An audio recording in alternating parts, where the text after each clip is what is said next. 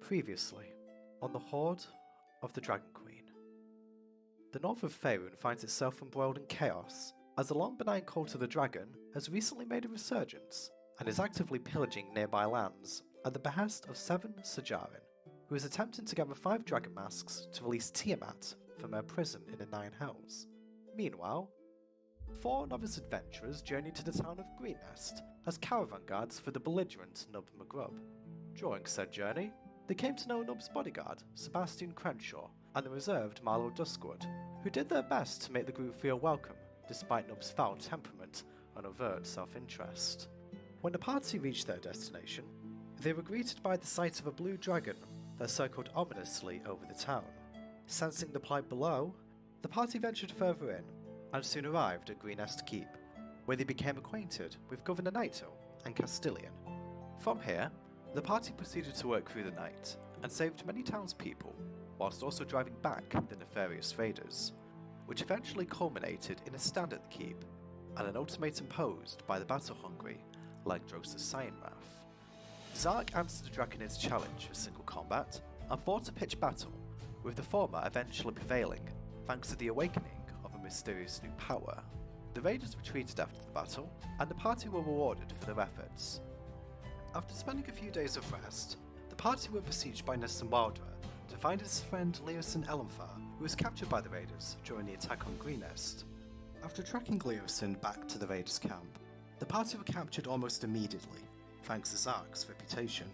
However, some reinforcements courtesy of Gwen allowed the rest of the party and Leosin to escape to a nearby cave, wherein our heroes contended with many twists and turns, which eventually led them to a rematch with Langdrosa Cyanrath.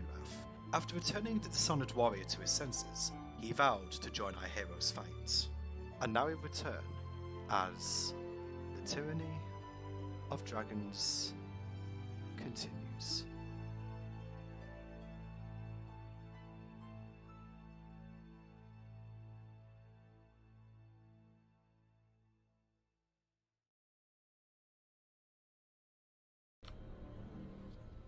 Okay, welcome back everyone to Hoard of the Dragon Queen, where I am joined by the gang as usual. Okay, so yeah, some stuff happened last time. So you fought Langdrosa Cyanrath to somewhat near death, and he's kind of managed to lumber over to over here. So, what do you guys want to do? I just want to kind of see what, if anyone's got anything to say I want to do before I move things on a bit. I think more or less I was at a good point. Just continue on, unless anyone else has something else. What shape are the orcs? Like, Leah, Grumsh, and that shape. I believe that their people weren't involved in the fight, but Grumsh was? Grumsh was. Leia stayed back for most of the fight. I think she stayed back in that fight. Yeah. The other She orcs, did, yeah. the other orcs didn't interfere either. I mean, you can just ask them straight up, or you could do a perception check to see if you can kind of like, do a cursory glance to see how they are. Well, I would like to get a glance at Grumsh. Okay, roll perception then, please.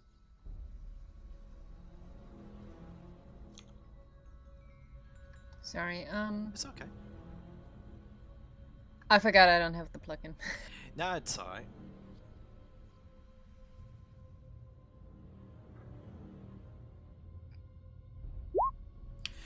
Okay, on a 16, you can tell that Grumsh has taken a few scrapes here and there, but he's in surprisingly good shape, especially given that he was in combat before he came into here, and I mean, I don't think he really got hit by Langdrosa that much. I can't quite remember exactly if he really took any damage at all, but yeah, he seems alright.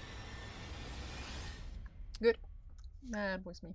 Okay, Delman, Blaine, do you guys want to do anything? Nope. Don't believe so, no. Okay, cool. So, So a couple of things happen. So Langdrosa moves to the front of the party. And where did you want him, by the way? Did you want him leading into the next section? Or did you kind of want him I would behind? have said leading, given he is more familiar with the area.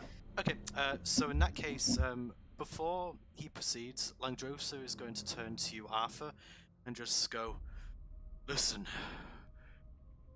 I need to just pick up something from over there. It will probably make matters easier." Pointing towards Mondaf's corpse. I just give a nod. Okay. Langdrosa walks over to Mondaf's corpse. I narrow my eyes, watching him suspiciously. Yeah, he pays nobody any mind, and he just picks up a hat and walks back next to Arthur.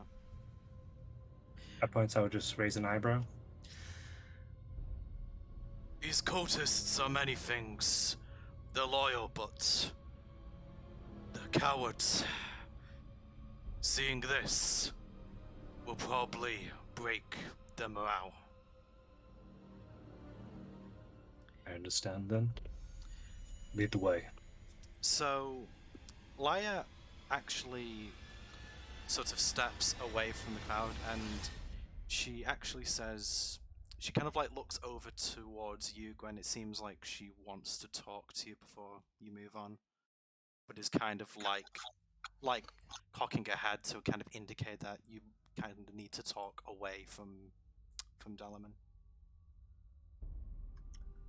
I believe she's up there, right? Where I moved. I'm moving. Yeah. towards her. That's exactly where she is. So Laia just goes, "Listen, I know this isn't really the time for small talk, but we might not get another chance to discuss this. The gnome up there." She lowers her voice a little bit. "I think I might have an idea of what's wrong with him. I suspect as we get closer to these eggs, that thing..." Something might happen. Yes. I can't do anything for him right now, but if it surfaces again, and I can catch him off guard, I might be able to suppress that part of him. There's not really much time to explain how I can do that precisely, but if it happens again, I need you to try and restrain him. Just so you know, he doesn't want his guest. Putting all the disgust I can in that word. Making clear I'm not talking about a friendly house guest. I'll do what I can. I'll stick close to him. His last host wasn't so resistant, if it's who I think it is. Laia doesn't elaborate on this anymore, and she just steps back towards the group. So, before you guys... Is there any chance I could have overheard that? you can roll perception if you want to see if, like I said, they did lower their voice, so I'd probably... yeah, just roll perception. I don't... yeah, you kind of got the general gist of that. You didn't hear every single word, but you know that Laia has some sort of connection to Cryolark.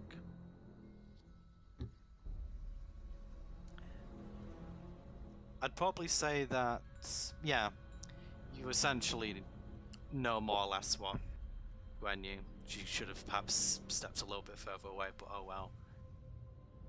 So, before you guys move on, you hear some shouting coming back from the direction you came from. And let me just hear this. 3 more orcs appear, and they just run up to... Let's go back to this. They just run up to the orcs in general and just go, What Chief Crunch? What Chief Laia? The battle seems to have turned in our favor. We come to offer you support. With that, they kind of run into... Like, one of them actually outstretches a hand, and it contains a healing potion. and kind of offers it towards Grumsh, who then just the orc then just says, "We found this in one of the tents. You probably need this, war leader." Grumsh walks over and just uncorks the potion and drinks it. And he regains a little bit HP. I didn't actually make a note of what healing potion I was going to use for this. That was my bad.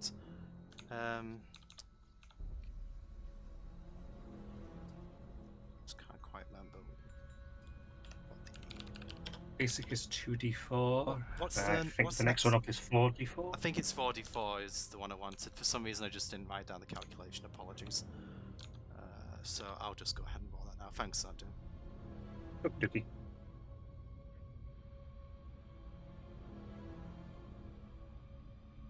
Okay, so Grumsh gains 7 hit points from that. Oof. Yeah, I'm on form with them ones. Yep. Grumsh looks slightly disappointed that the curative effects of this potion are not as good as the touch of his wife, and Hey, ooh. That sounds Yeah. wrong. Is that a greater healing potion? Out of curiosity.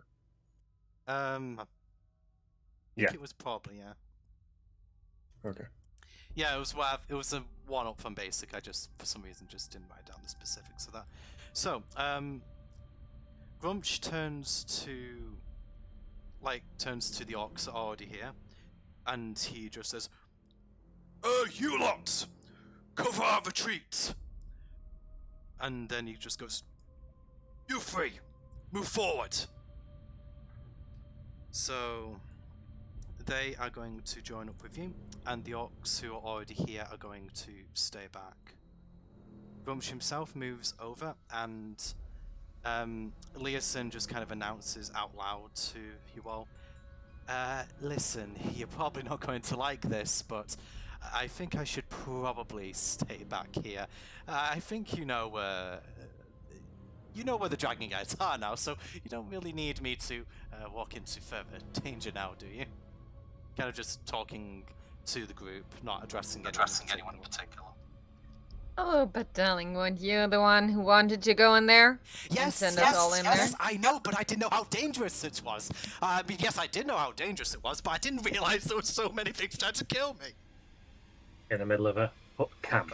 Okay, look, I'm still kind of new to this. Eyebrows all the way up to the hairline. That's fair enough. Leosin just kind of gingerly presses his 2 index fingers together, just goes, "Listen, I'm still rather new to this, and I just didn't think things would get so out of hand is all. Listen, if I were to stay back here and stay with the orcs, I could warn you if anyone else is coming, perhaps." Fine. Just don't come screaming Oh, in case we're trying to hide. Oh no! I mean, I am a professional. At the end of the day, I wouldn't undermine my new efforts. I just want to stay out of line Professional. of fire. I mean, look what they did to my leg. For goodness sake, it's bleeding. Oh no. In university, he's now? taken 4 hit points of damage. At that point, I'll just turn around and start moving away. Fair enough. So Leosin is just kind of chilling back here with the others. So I'm just kind of going to move them there. Do you want to have Zark do anything? By the way, I assume he's just going to be passive unless you say otherwise. Let's try to keep him a little distance from our half-dragon cannon. Yeah, the half-dragon cannon, as I said before, is just essentially listening to you guys. He doesn't really pass comment, nor does he really seem to be acknowledging sort of what you guys are saying. It almost seems like he's kind of zoned out. So, Yeah, let's just try to keep somebody between him and Zark. Just like So, with that, Langdrosa just So turns. Zark doesn't get any stupid ideas. Langdrosa kind of like snapping out from his malaise for just a moment, looks over to you, Arthur, and just says, "Are you ready for us to move?" I'll look back. Gentlemen, you ready? Hmm. Yeah. Yes. Okay.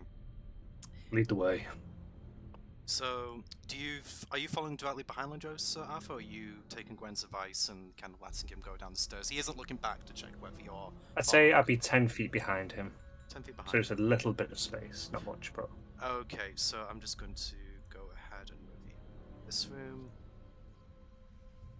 Oops, this is being a bit derpy. There we go. So there are more guys in here.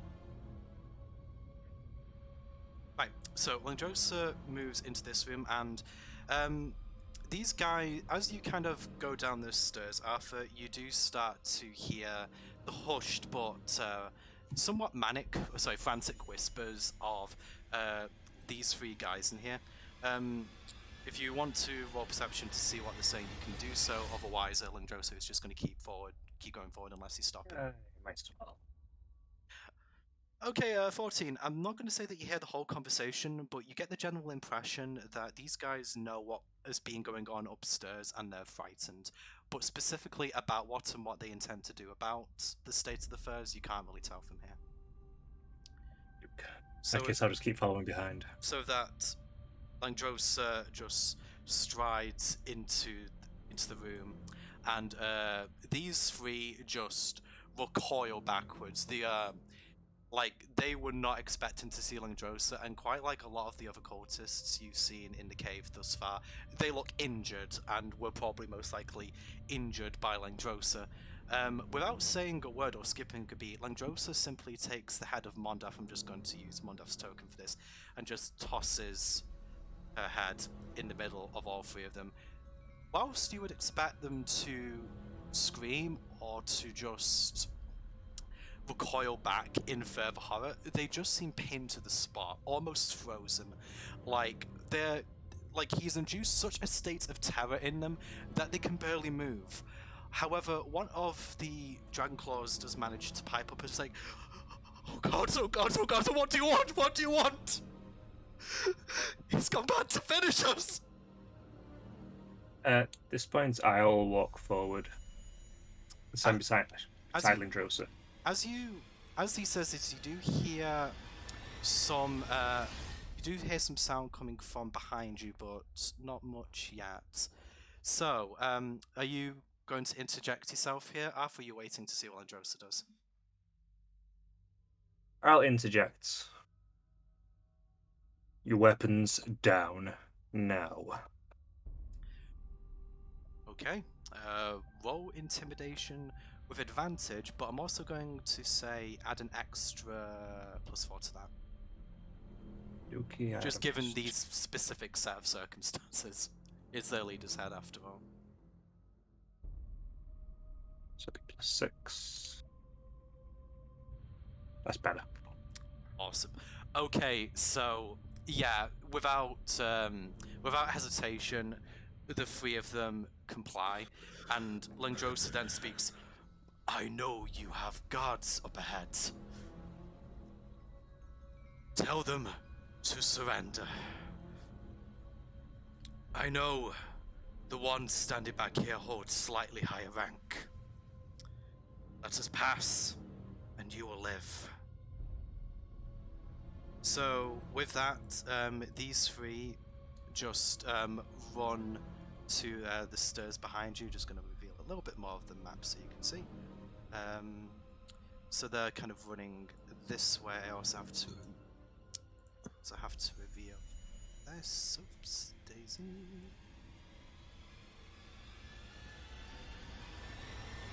Is that like an overpass over that area, is it? Yeah, there we go. Oh, I see. Yeah, because it was kind of like it was a thingy going over it, so I couldn't reveal it before now. It's not quite straight, but it's fine. You can.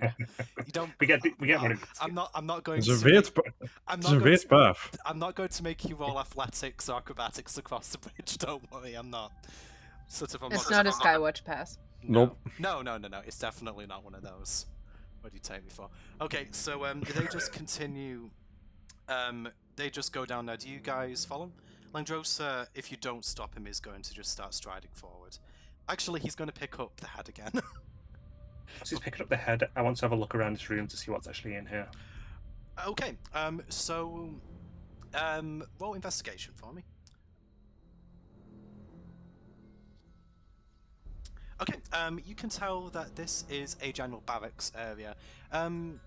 Sort of obviously a lot of the living accommodations for the camp are outside. It seems that this area specifically is probably more for, like, I'm guessing for people guarding the hatchery, or probably some more of the elite soldiers that they kind of want to just keep out of the camp. There might be other areas like this because it does seem a little bit small, but judging from the tents, you could probably tell in this very specific area it was probably once mostly inhabited by kobolds. But you can kind of just see like a stand with a lamp on it, a campfire in the middle. You get the impression, I'm going to say on the 17, is there is probably some stuff to find here, but if you're to stay behind and search each of the tents fully, it would probably take you a few minutes to do so. As also gone. What weapons were dropped, by the way? What weapons were dropped? Okay.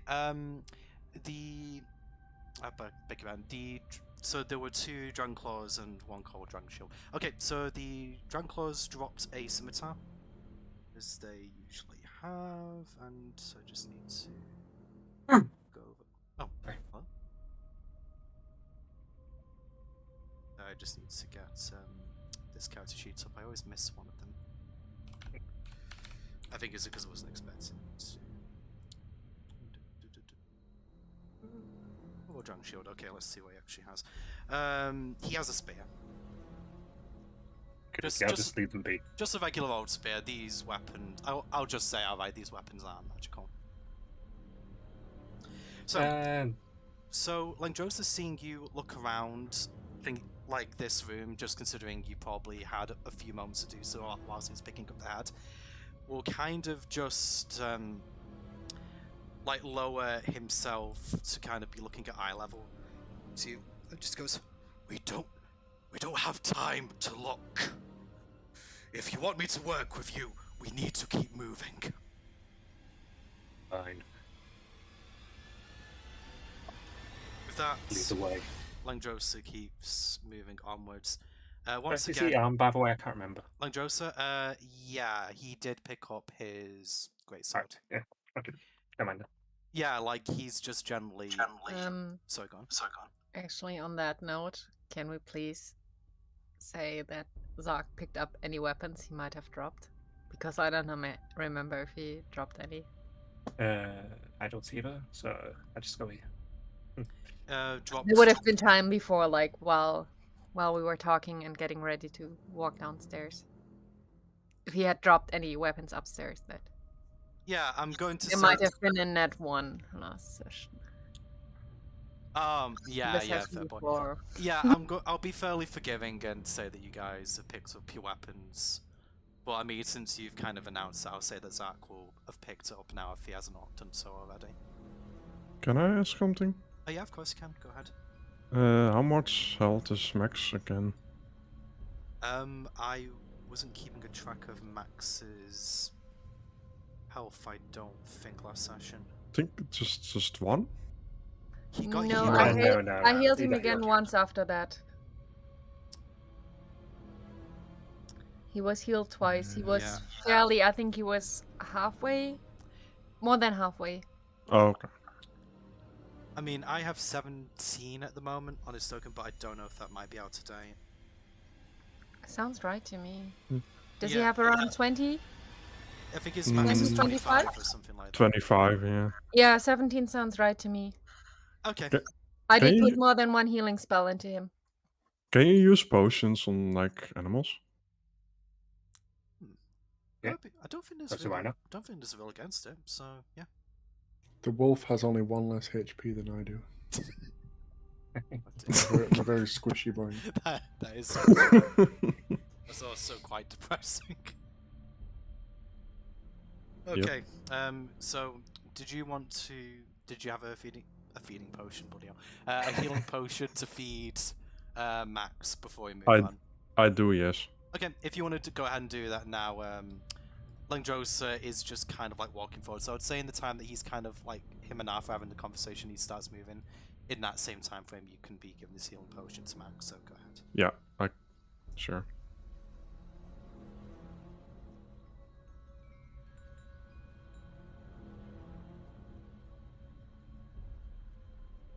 Do I need to do something for that, or? Yes, it will be a roll.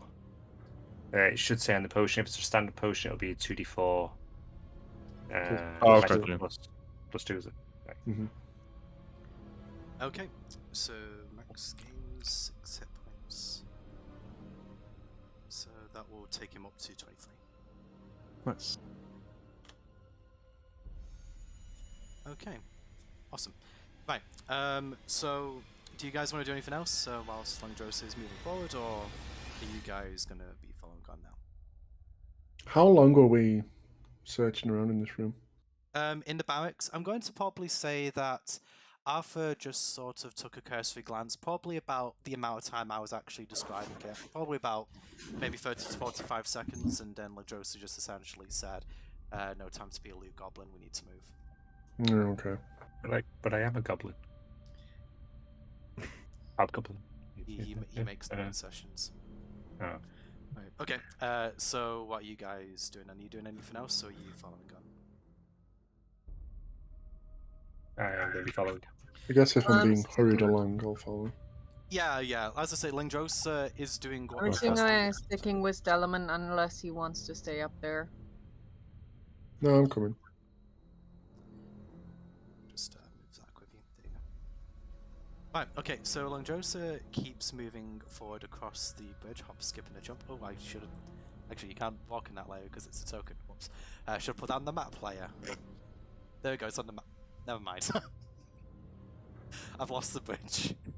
As we leave the gone. room, can I glance at what's her name, Lyra? Yes, what do you want to Is she watching me? Oh, perception.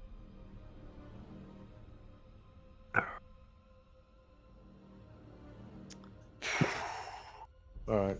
She has eyes, therefore she must sing. But in response to your specific query, you're not You sure. don't even know where she is. You're like looking at her one moment and then she just seems to blink out of existence for a few seconds. Okay, so are you guys following on then? Mm-hmm. Okay, so you guys get to this room here. So the three guys who laid down their weapons just sort of ran along, and it actually seems as though when you're walking in, you can hear a couple of them go, what do you mean you mean he got out of the freezer? Why? So and at that moment, Langdrosa himself steps in, and everyone just falls silent. Once again, he just holds the head of Mondath up and just goes, if you value your lives, run like the maggots you are now.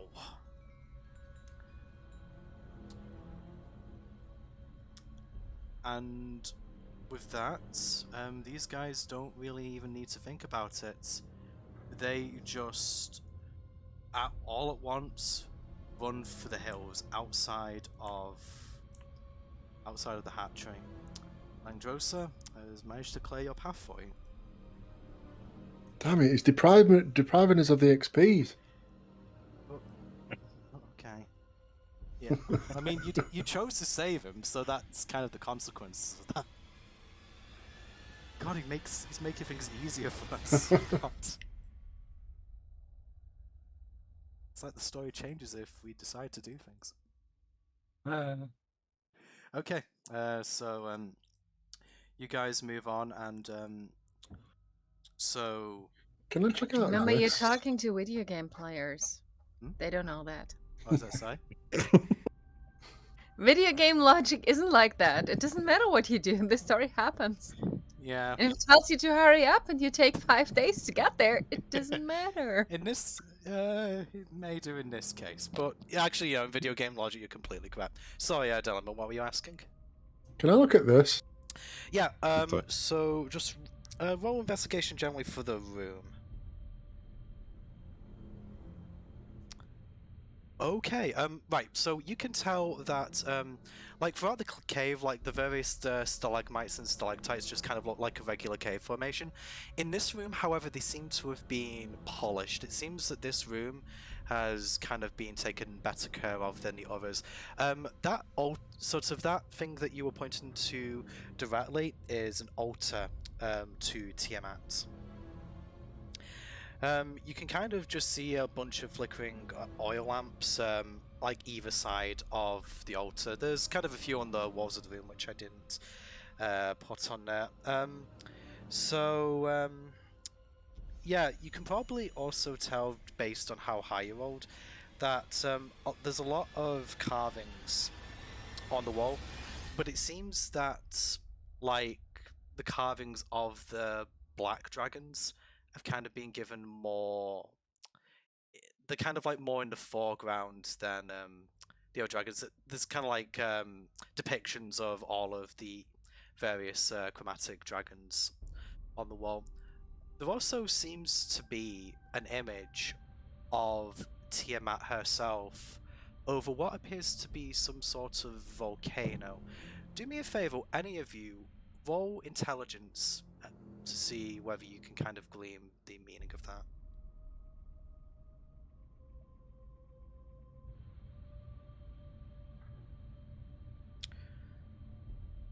Okay. Delman, actually, because it's Dragon Law, I will give you advantage. Yeah. Okay, that is... You actually just under the threshold for failing, but now you're just on the threshold for success. Congratulations. Okay, so that particular location is known as the Well of Dragons. You don't really know much about it, but you kind of like scratching at the back of your mind, you can tell that it's yeah, it seems to be part of a prophecy sort of that describes the return of the Dragon Queen. So if the objective of the Cult of the Dragon wasn't crystal clear before, yeah, you can kind of get you get the impression that Longdrosa was being completely sincere when he was telling you about the cult's wider objectives. I'd probably also say that you would know, just based on knowledge, that you know that the Well of Dragons, though you don't know much about the location itself, is located to the northern extreme of the Sunset Mountains, which are, funnily enough, only... I mean, I say only a little ways east of here, but it's kind of like east of this location. It's kind of like on this side of the continent. Do you want to know anything else about this location or any other details about the room? Are there any? I assume there are depictions of white dragons. There's depictions of all of all the evil chromatic dragons. So yeah, there's depictions of white dragons, but as I said before, it seems like the depictions of the other dragons have either kind of been overshadowed by black dragons, or they're just not featured that much in comparison. So that might tell you a little bit about the mindset of the person who set up this operation. So, you want to know anything else? No, I'll keep this information to myself. Okay. Other than that, I'm going to say that you obviously notice the treasure chest over here. These two objects here are just kind of like makeshift stools for people to sit on. Lindrosa is actually going to move over to this part here. This is a lever on the wall, and he points to this lever over here and just says, "One of you, pull that down." I would And not what decide. exactly will that do? We need two of us to pull the levers down to get through the door, which is currently shut.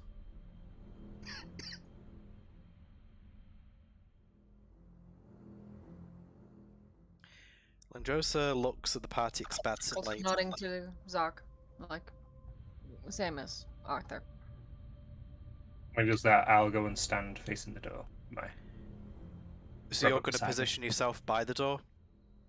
They're looking towards it here. Yeah. Is anyone going to step down to pull this lever? We're not Zark. Zark. Oh, Zark's going to do it, so I'll move him there then.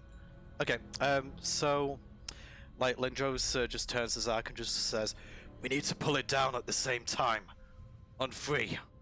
1, 2, 3." And with that, both characters pull down the levers, and the door does indeed open, as Landrosa said it would do. So, he then steps forward to join the rest of you. I assume Zark is going to do likewise, and he is just once again going to start moving forward into this room, unless you guys want to do anything before he moves on. Have to make it quick then. I want to loot the chest. Okay, right, so It's not Skyrim. okay, so you go to loot the chest. You actually find that the chest is locked. Of course it is. Are you going to try and do anything else with that? Can someone open this? So, Landrosa once again On is the way out. yeah, Landrosa is just predictably going to shout back, "You'll have time for riches later, we need to go, move." Do you take heed of him, or do you continue going into the chest?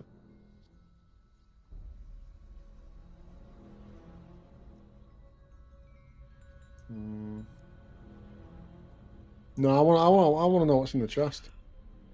Right, okay. Important. Right, okay, so let's see. So to just have to quickly scroll down my notes a little bit. Just to get this part.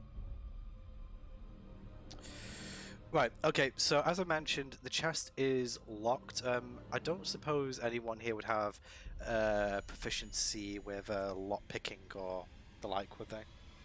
Thieves' tools, yes. Do you have thieves' tools? Yes. What do thieves' tools actually do mechanically, just so I know? Second. Set of tools includes a small file, a set lock, picks. Sorry, yeah. Small mirror mounted on a metal handle, a set of narrow bladed scissors, pliers, and I'll be proficient with them. So you'd be proficient with them. Okay, awesome. Yes.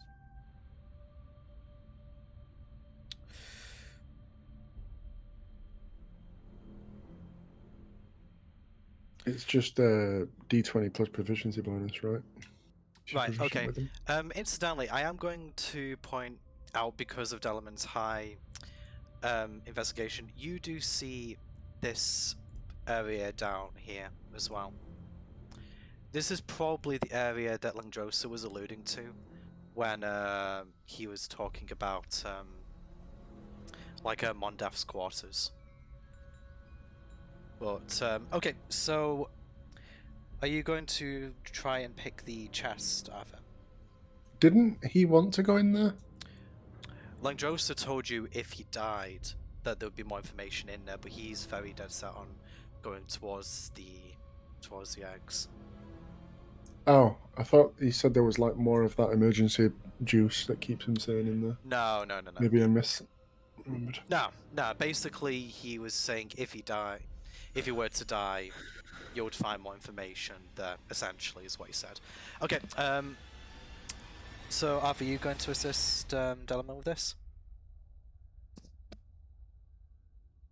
Quickly we're over. Have Robert continue following. Junos use these. Holding out the fuse tools. I use this. Point to my mind. Does not help open these. Right. Help me when I try then. And I'm going to attempt to Okay, use the so fuse just tools to, quickly on it. so just to let you know, for this, like, it's a dexterity-based check, I would imagine, for thieves' tools. But using thieves' tools that I'm proficient with, it would be d20 plus my proficiency bonus. D20 plus your proficiency bonus. Okay. Right, okay, I'll take that as the check then. So, yeah, go ahead and make the roll for me.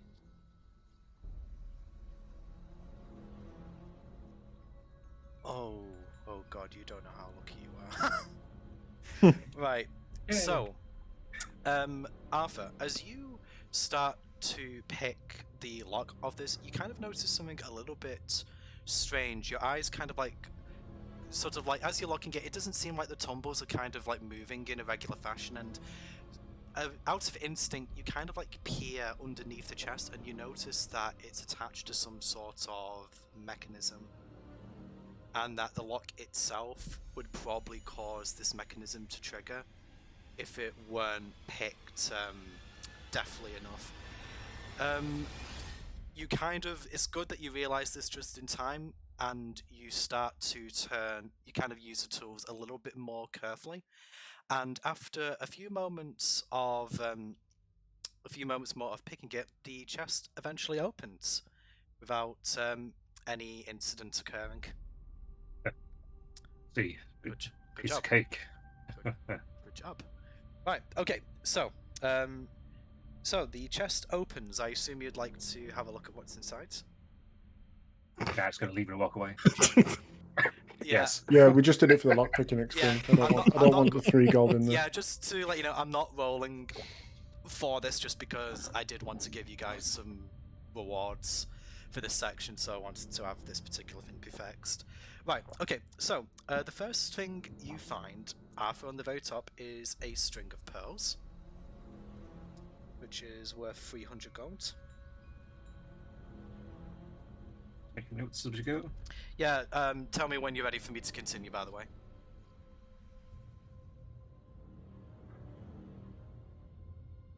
Go on. Okay, a golden sapphire ring worth 900 gold. Jeez. Jeez. I mean, bearing in mind, you guys have probably not had that much money comparatively, so. Right, so then, sort of alongside that, you also find a pouch containing half a dozen masterfully cut and polished precious stones. I think I'm just going to say these are citrines, but they're of particularly high quality, which are worth 100 gold each.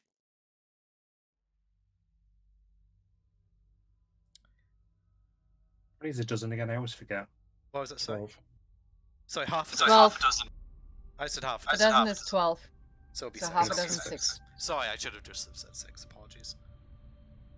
Right, so then you see a couple of oddities.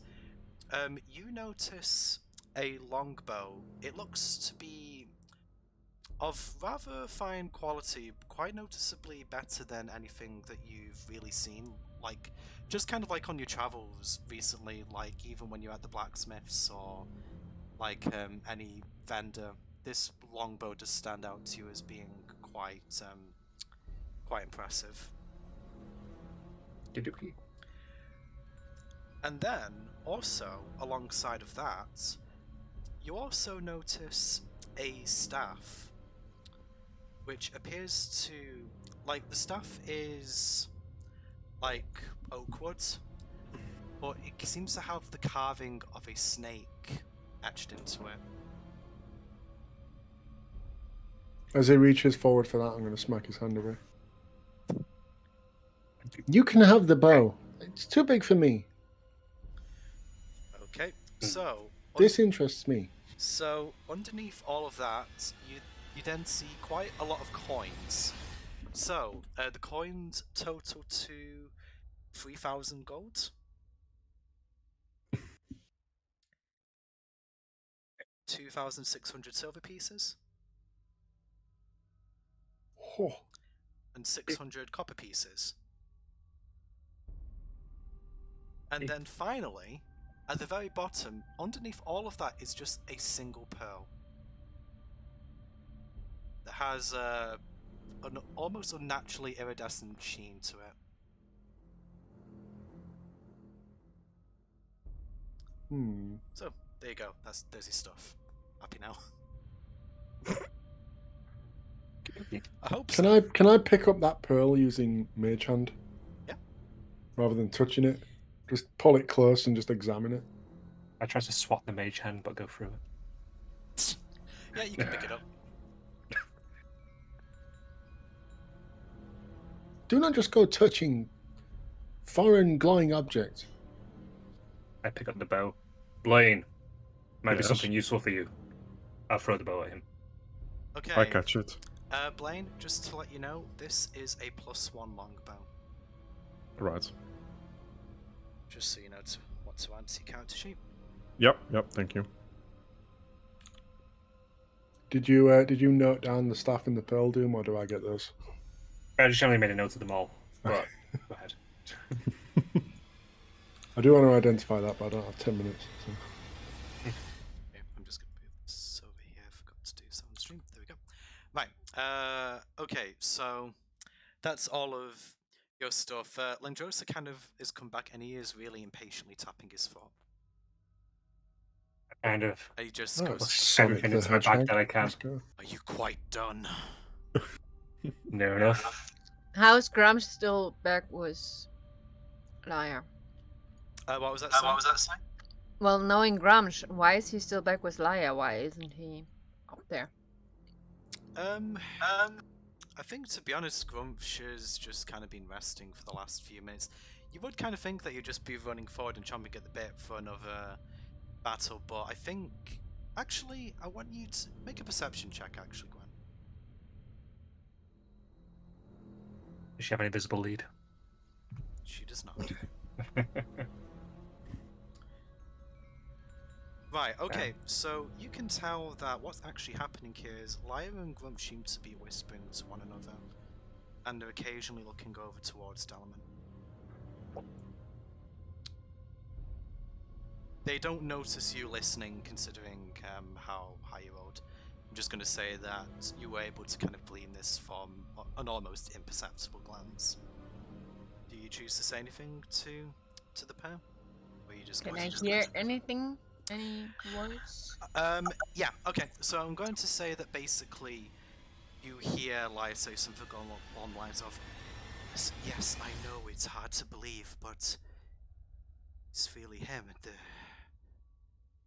Stormbringer lives. And Grumph just goes, I don't want to hurt little man, but if it comes to it, his will can't be allowed to carry on. And Lyra just puts her hand on Grumpch's sort of like axe hand and just goes, let's not do anything that we don't need to do. I genuinely don't believe it's his fault, but keep an eye on him. I fret as to what was going to happen when we go into that room. That's basically the part of the conversation you hear, Gwen. I'm very intently studying, I don't know, some speck of dirt or some of the dragon. Yeah, as candles. I say, because you rolled so high in your thingy, like, you basically have kind of just been... It's, to them, it looks like you've been staring into space. They're not really taking any notice of you. Okay, anything else, anyone? Yeah, I'm just over here figuring how the fuck I can run away from this angry orc that's going to split me in half. I mean, You're not noticing him, but just me. to be fair, I know. they are whispering amongst each other. It's not like before where Lyra was kind of speaking like at low volume. They are whispering to each other now. I think, like, not because they realised that you were listening to them last time, but I think it's just because, I mean, given the display you saw earlier, yeah, they are shaken up about that. This has just been the first opportunity they've had to really discuss it. Okay, anything else for anyone else? Nope. I say. I mean, it's Abby been how waits to long move since on. that? 20 minutes? Since what, sorry? Since the last display of... right. Probably something like that, yeah. But I mean, that did almost end with Lyra potentially getting murdered, so probably is still processing that. Okay, if you guys haven't got anything else, Langdrosa is just going to continue walking forwards. I would say that generally I split everything between me and Delamain just so it's easy to carry. Yeah, so I'm going to say that you guys probably take like another minute to do that, and okay, I finally get to reveal this scene. There we go. Yay! So, Langdrosa walks forward, and he looks down over here. So, Arthur and everyone else, as you guys get to this room, you see Rama over here. Just kind of, it looks like he's just finished killing this Drake in front of him here. You see various dead drakes on the ground. You obviously see the various Korean, which I haven't to move them so far forward. Just move them back. Just rearrange that slightly. There we go. Okay, so you see various Korean, and at the moment, Rama, I did it again, not even in character yet. Rama has his back to you, and he actually speaks as he hears sounds coming in. So he just says, "Ah, Lady Mondaf, finally gathered your nerve to face me. Tell me, did you expect anything less?" Can I see how, like, I'm guessing we're seeing how he killed, but is there anything I can see about how all of them died? Like, How all of them died. the drakes. Yeah, I know what you're referring Bodies. to. Yeah, medicine check. I suppose it's kind of mixed between perception, medicine, but cause of death. Yeah. Doesn't matter, same modifier. Same modifier. Okay. Roll it up then. Yeah, I know shit all. That is unfortunate, but in this case, yes, you do indeed know Kakol. I mean, it's a distance. Um, That's an eyeball. the bloody at messes on 40 the feet. the bloody messes on the floor. Whatever happened to them wasn't pleasant, but beyond that, you can't discern an accurate cause of death. So, I probably can't even tell if they're dead or half it's alive. just it's kind of like that state where like the body is twitching, so you're not sure. So, as I say, Rama has just said that out loud to the room. Does anyone respond to him, or are you just going to wait for him to turn around?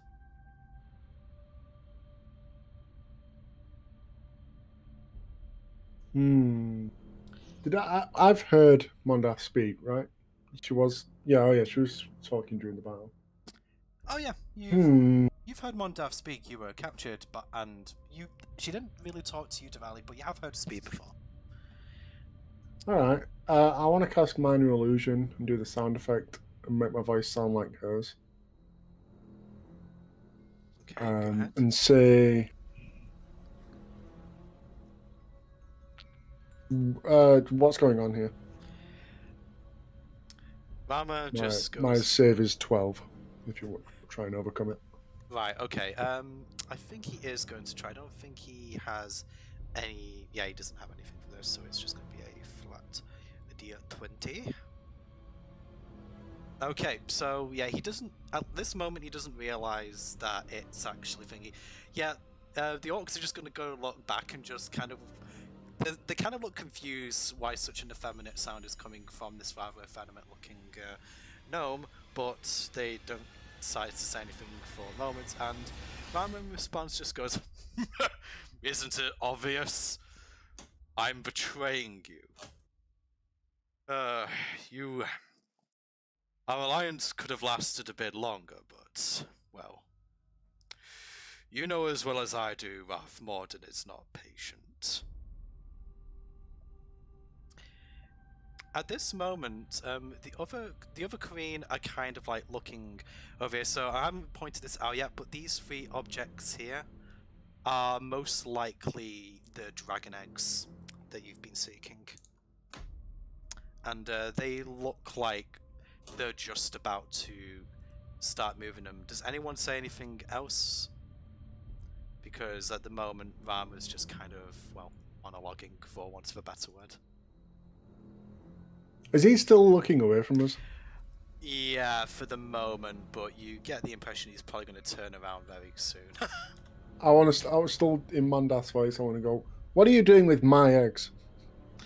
Yeah, that comment is going to cause him to turn around and just, your eggs! Oh. nice parlor trick. Does he still have the head? Does Androsa still hold her head? Yeah, he did pick it up from earlier. He didn't have to toss it again, so yeah, he's still holding that currently. And Hold it! yeah, Like Whisper shouting at him. yeah, I don't even think you really need to instruct Landrosa to do so. He throws it down at Rama's feet, and Rama just looks down at it for a moment and just goes, well, that is a bit unfortunate. He proceeds to kick the head away. It looks like I'll have to find another scapegoat to place the blame of this incident on. We're not quite done with the Cult of the Dragon just yet. It would be more convenient to keep our alliance intact for a little while longer. I didn't expect it to survive the day, but I didn't expect it to die by your hands, so you've earned my respect, as well as my annoyance.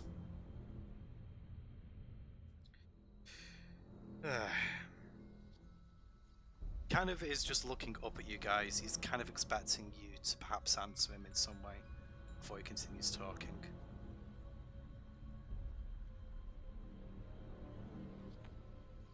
What is your plan with these eggs? I'll drop the Yeah, he's... yes, well... Actually, we have a rather interesting situation here. You see, I need 2 of these 3 eggs. One of them I need for my own personal pursuits. The other, looking up towards the Orcs actually, is a sort of compensation towards Rath Morden. Considering that the cult have been allowed to trespass on this land, and you haven't done a particularly good job of keeping them away. Yes, I know who Rath Morden is, and he is very displeased with you. As a matter of fact, if I don't get these eggs to him for any reason, he'll be here within the week to torch this whole canyon down to the ground. And he'll pick you out from your caves and eat you for light entertainment.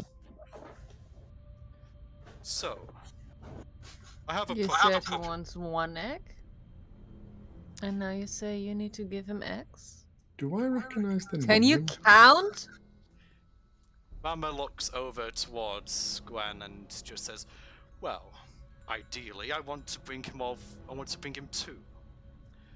But he would be content with 1. I make that minor miscalculation because I have a proposition for you. Let me walk away now with 2 of the eggs. I will leave the 3rd for you. I notice the scholar is no longer with you. He won't know the difference. You'll be heroes all the same. And we can all walk away happy. So... At that point, I would walk forward. I won't be walking away from here happy. Whilst you get to walk away. Oh, I've been looking forward to this, Greymane. So, Landrosa is actually going to pipe in now, and he's just going to, like, kind of in solidarity with Arthur, he's just going to say, I know this lizard. He is gutless and preys upon those who can't give him a fair fight. When we sparred during his initiation, I beat him effortlessly. Looking over to Rama, he says, you were a fool to give me enhancements that could be later used against you. Fight me with honor. No interference. The winner walks away with everything. Rama looks, in response to Langdrosa's boastful claim, he just goes, "Are you kidding me? You let him live? A failure of a warrior, a failure as a leader, and now, apparently, a failed experiment too. Seeing as none of you are dead." Then, I wouldn't call it a failed experiment. so What Langdrosa... of dead bodies? Sorry, I go on. call it a failure of leadership. Rama, you know what? Roll persuasion. I want to see if you can get Rama tilted. Um, I'm gonna have him roll insight against you.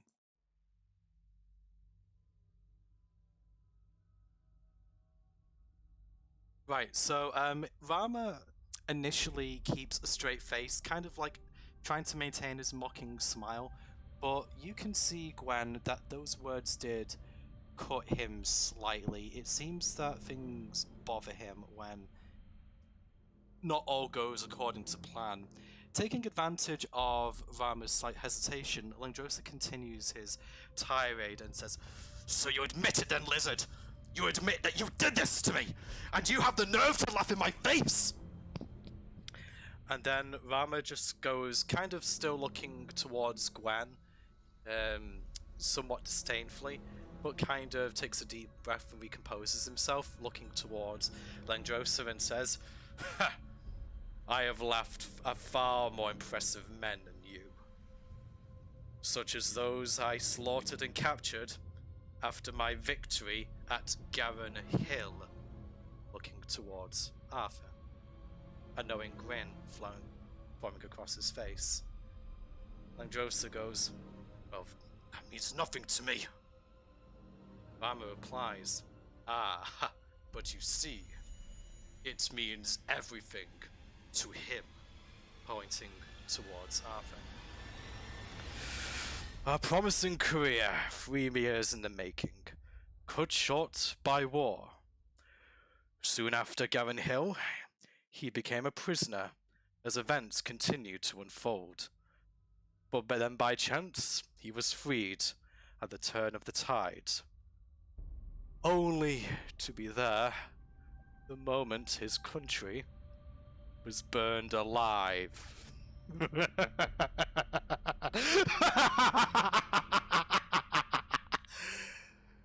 Oh, Greymane, you have Unsling. no idea how long I've waited to say that to you.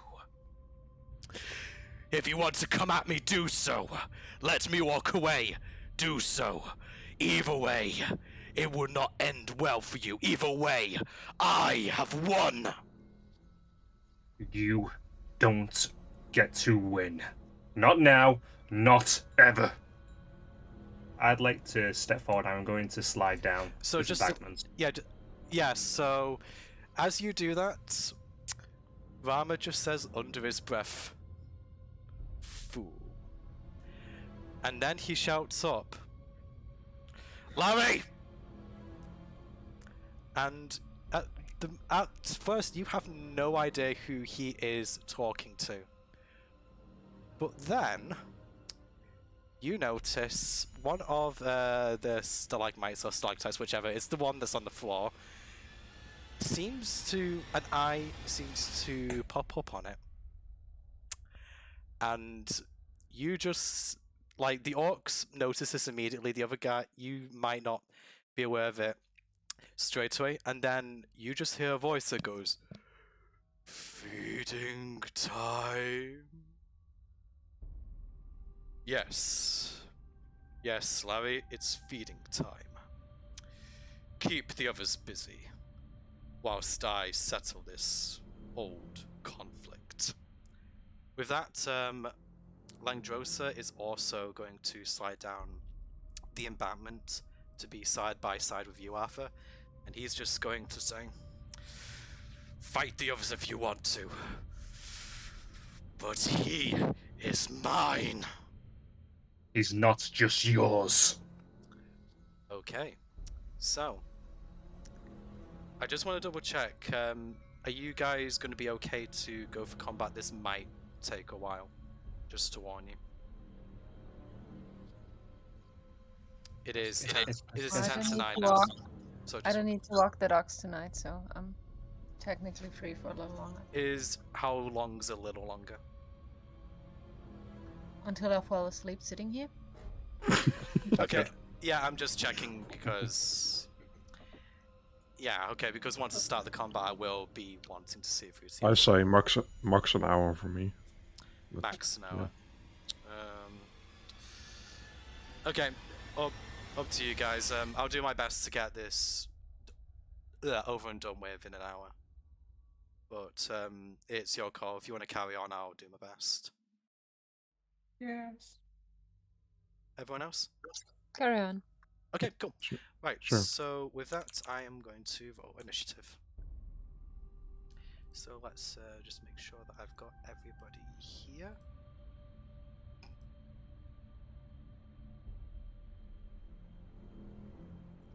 Let's roll the turn order.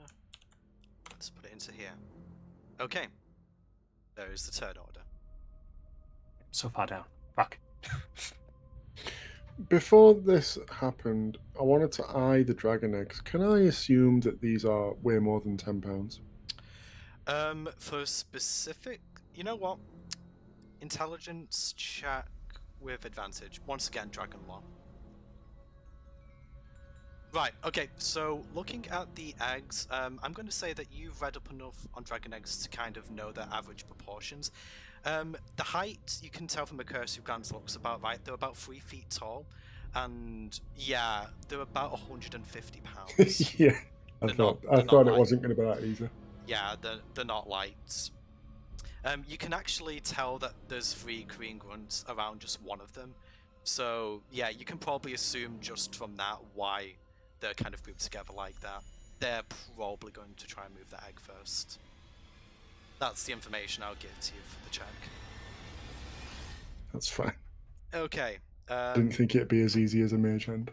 Yeah, I'm going to probably say that combat begins now. I was going to let one of you have like a free action. Okay, so it is Zark's turn first. I can take his turn, but I don't have control of him. I can... Hang on, one moment. I can give you like control of his token. Actually, I'll just give all players control of his token. There you go. Yeah, everyone should be able to control that now. Nope. Yeah. Never mind. It might just have taken a second for the permissions to update. All right. Well, if we're getting into a fight, we all know him. We all know what he does. Guess he'll rage. I think he's got one left. I think you used in the last fight, didn't you? You If I did. remember right. There's We know one it's- still unchecked Yeah, on but here. Or if I'm you've guessing used that it. Doom wasn't able to check it off because he doesn't actually No, have it will let me. Oh control of yeah. the sheet. Sad times. Damn it. All right. It is unfortunate, yeah. Zark tries to rage Zark remembers that he's just pooped at this point. and realizes he can't and gets extra mad. All right. I guess I'm gonna just make him run and slide down the thing to here and go attack Big Boy. Okay. Yeah, because I'm going to say because you slowed down, that is a difficult train. Okay. Actually, actually, yeah, I'm just going to let you do that. Okay. Make your roll to hit Rama then. Is that your roll to hit? Okay, starting off well. Yeah. 24 to hit. So Rama presumably completely blindsided by having 2 of his most bitter rivals in front of him, is a little bit blindsided by Zark's attack, who kind of just comes in at his side and swings in with his great axe. The thing is, though, as that happens, like, Rama is clearly taking damage from it, but the way he looks down at Zark kind of implies that the pain from the attack is more of an annoyance to him than a legitimate concern.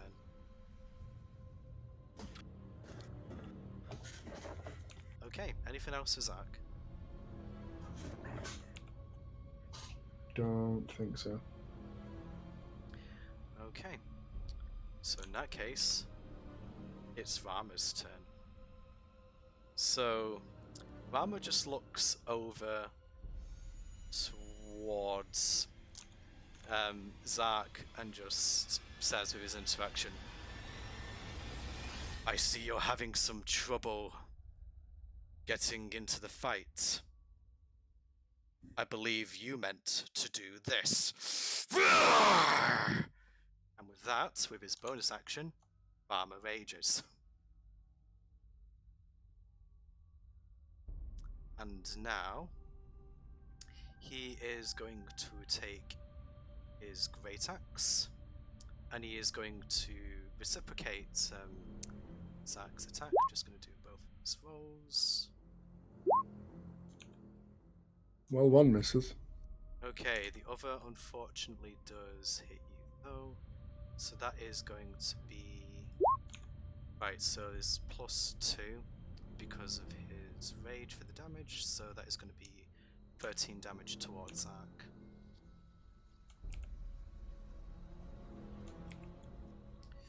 Okay, so yeah, considering that Zach hadn't really sort of kind of expected another hard fight, yeah, Rama's ferocity has caught him somewhat off guard. So, with that, Rama does nothing else for now. And with that, it's the turn of one of these Korean here. Let's go ahead and grab him. So, which one did I say that was? M7. Okay, so that is this one. Okay, so this Korean here is going to see Zark attacking Rama. And he is going to move around 10 feet.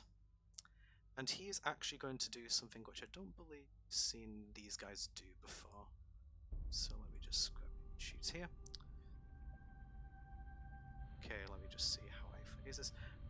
Right, okay, so the Green Bloodletter comes up to Zark and he just sort of like lurches his hand forward, trying to grab Zark's neck. Make an opposed strength check. Not strength change. Save strength check. So I believe that'll be +5 for Zark. So I think he has a 20 in... Does he have a 20 in strength? Mm-hmm.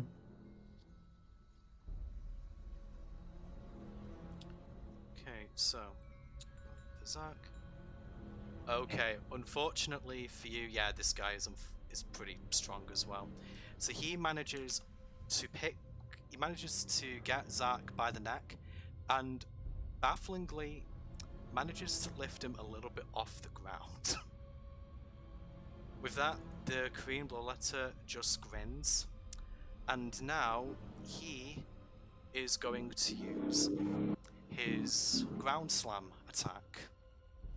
So when he does these melee attacks, basically the way I've done these is that because you're kind of in a grapple position, there isn't really a means for you to avoid it, but you can roll a dexterity, or sorry, a con saving throw to try and mitigate some of the damage. So Is Zark grappled? he is. Would it take an action to grapple? Yeah, that is one of his actions. Yeah, okay, so in that case, I didn't actually write that into the rule, but that's a fair point. So, yeah, he's just going to use his action this turn to grapple Zark. So, Zark will have the opportunity to re-roll the opposed strength check on his next turn to break the grapple before this guy can do anything. Okay, so with that, let's just move on. So it's now Blaine's turn. How can I try and hit the green Which with my one? new bow? The one that grappled The one that's grappling Zach, okay? Yeah. Yeah, go ahead and make your roll to hit, sir. Unfortunately, even with that shiny plus new, plus shiny new plus Plus one, new. Yep. yes. Yep. Yep. It's same difference, right? But unfortunately, it misses. The Queen Bloodless's attention is firmly fixed on Zark. It looks like he's about to enjoy himself quite a lot. Alright. Okay, I gonna keep Max back, so I'll add my turn. fair enough. It's now the turn of the other Korean bloodletter, so the one standing up on the ridge. Right, okay, so he is going to just move forward towards the orcs here, and he's going to try and start picking them off if he can. So, with that, let me just set the individual help. There we go. And he's going to make a couple of it. He got multi-attack, I think actually, yeah. So he's actually, the Korean Ballists actually have a battle axe. So they do one attack with their battle axe and then they do another with their clawed hand. So, first attack. That will not hit, unfortunately for this dude. And now he's going to attempt to swing in. That should actually be +8, I think, with his... Wait, no, that's fine, +2. Okay, so, yeah, second one hits. He's attacking the one directly in front of him, so his claw attack is going to do that. So, yeah, he does 8 damage to the orc. So, like, the orc manages to dodge out the way, but it doesn't really account for the fact that his claw is also a weapon and gets slashed across the chest with that. And unfortunately, that orc looks to be in fairly bad shape. Okay, it's now Lia's turn. So, Lia, seeing her comrades get her leather, is probably going to try and somewhat push the offensive. She is probably going to make a couple of attacks herself. Someone just...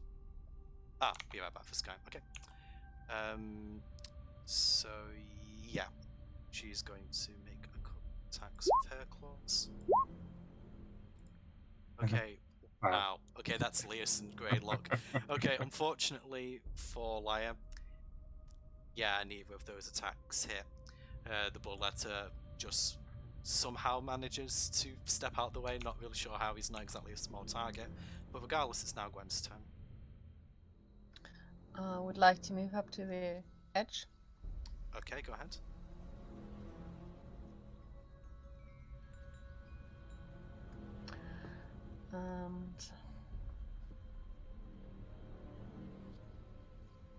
Sorry, It's all okay, the way it's on okay. the stream.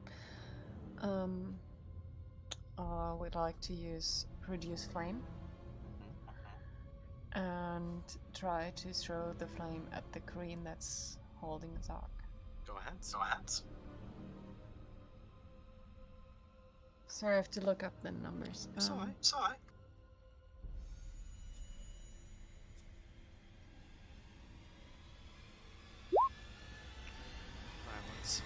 Yeah, maybe I'm straying past him. Yeah, unfortunately, you're completely correct. It just sort of, it kind of goes over Zark's shoulder, kind of into the space there, but yeah, the flames just unfortunately fly past the intended target.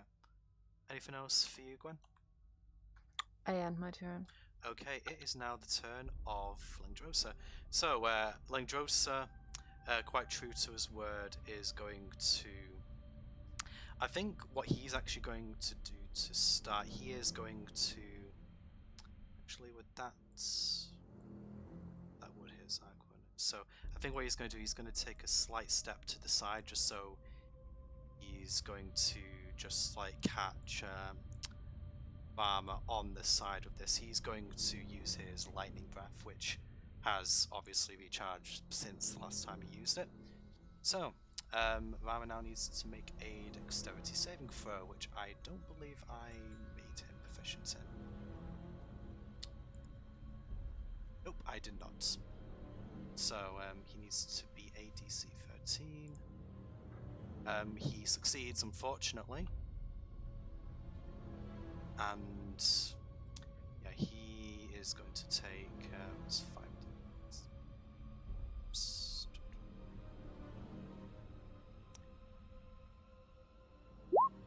So, Rama is going to take half of that. So, ideal. So yeah, I'll round that up to 11. So, as Lengdrosa does this, he kind of at first he seems fine, but then once again, quite like when you were fighting him, that action seems to have hurt him a bit. He kind of just goes and kind of like sort of like the fringes of his mouth seem like they've been burned a little bit. It seems that without his enhancements, his body isn't able to handle his the stronger version of his lightning breath as well, and that causes him to take 3 electric damage.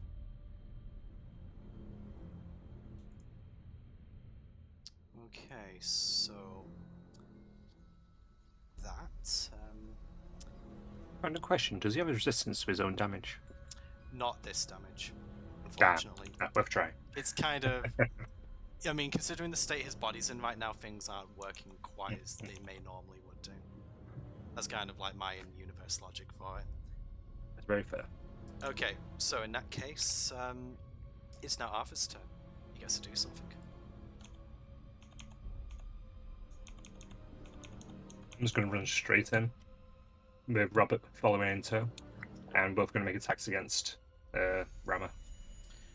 Go ahead.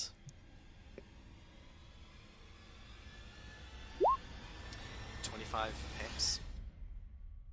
This is magical. What's one weapon?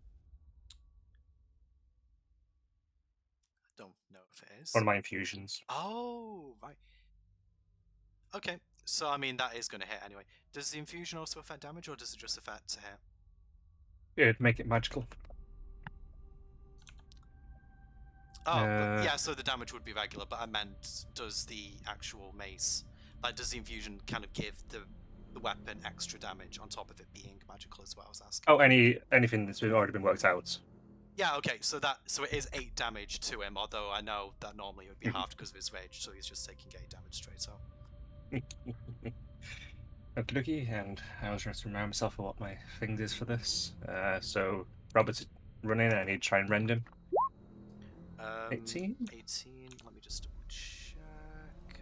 Misa Pisa. Yes. Because you already know the barrier to fight to. That'd just be regular damage. Yeah, because that's not magical. Unfortunately. Probably think it should be, but no. It's not a magical poison yet. Okay. No, actually, it's force damage. Sorry. Oh, right, okay, so... Yeah, he is not resistant to force, so let me just do that. So, yeah. Rama takes a couple more hits from Arthur and Robert. Although, yeah, his glee isn't quite like Lindrosa's when he was in his maddened state, but you get the feeling this is exactly what he wants. My character will be too angry to really notice. That you could be giving him a tactical advantage, fair enough. Okay, yes. It is now Delman's turn. Okay.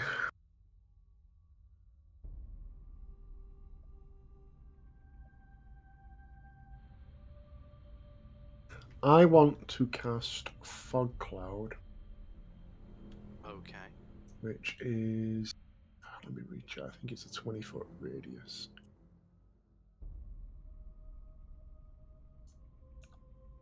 Oh, it's a 20-foot sphere.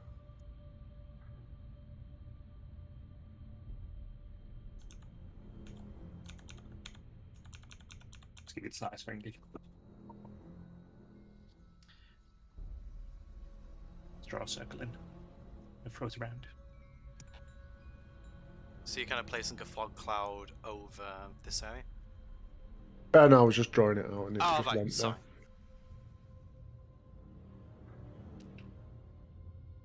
There. want to put it over the top of that guy.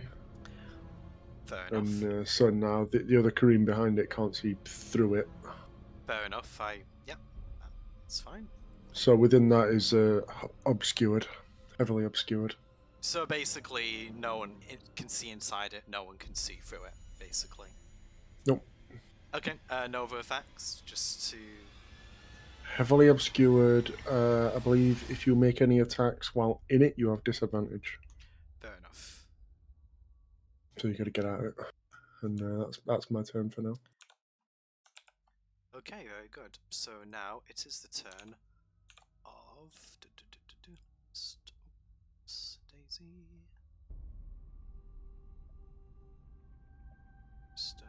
So yeah, Spiritualist. yeah, funnily enough, is actually this guy who just put the fog cloud on.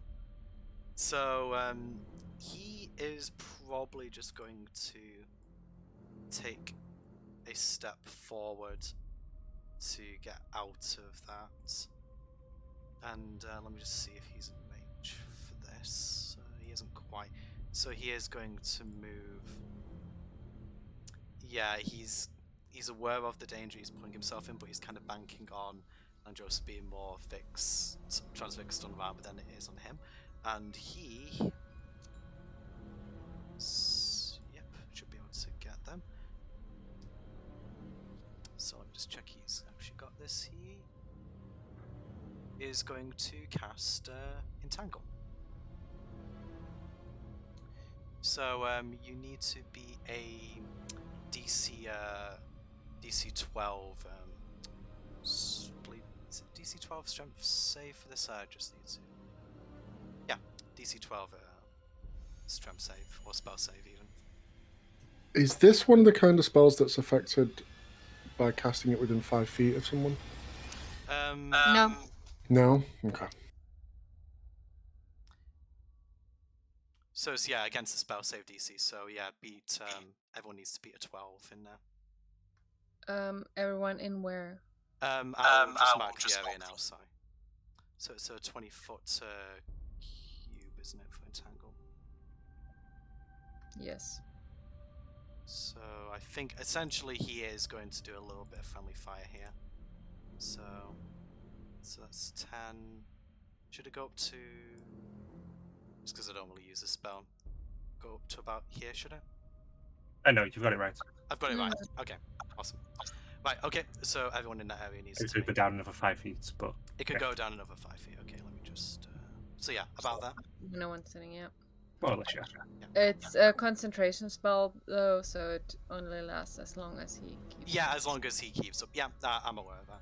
Okay, so each of these guys needs to be spell save. So let me just roll for each of them. So I'm just going to do 1, 2, 3. Yeah, so it's 5 rolls. It's just 1. So that was for Liar. Now we'll do the 3 orcs. 1, 2, 3. I was going left to right, so one of them does fail. And then Grumsh. Ooh, okay. I'm gonna say, unfortunately for Grumsh, he does actually drop his great axe on the floor as the vines start sort of entangling him, and the vines are covering it, so he's going to have a bit of a struggle retrieving that. Okay, that is going to be the spiritualist's turn for the time being. It is now going to be the turn of the 3 orcs. So one of them is actually okay. Sorry, one of them is affected by it, so the other 2 don't need to break out, so only one of them needs to do his strength save. Oh, need to get right so close the orc tab by accident.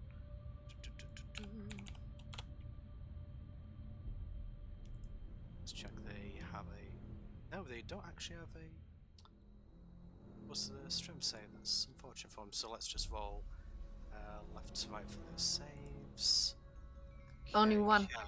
Oh yeah, only 1. So yeah, this guy breaks out of it. So the 3 orcs are free of the entangle. So I think all 3 of them are going to. Let me see. Do they actually have any ranged? It's still difficult terrain. It's still difficult terrain, but they are able to move sort of out of it this turn. Only one of them actually was potentially going to be hindered by it. So let's just see. So yeah, they're just going to move out towards here. So if that's 15 foot, that's his movement. So 15 foot, it's his movement, and then this guy is probably just going to. Yeah, he can't quite. Actually, I think what he's going to do, he's going to move out the area. He's probably going to slide down into the action since he'll probably get his tangle going the other way. Okay, I'm sorry, go on. By the way, did you roll safe for the attacker? The green bloodletter? Actually, I didn't. I did forget about him. Let me just do his That one, rolls. that one, that He one, needs to that do one, it that as well. that Oh one, yeah, that I one. know. I just forgot to roll it. Sorry. Okay. Yeah, he failed. So yeah, he will be restrained. Thank you for reminding me. Okay, so yeah, the 3 orcs aren't really going to do much else this turn. So now it's the turn of the other spiritualist. It's Daisy, would I him? Can I make a quick interjection? Of course. What is it?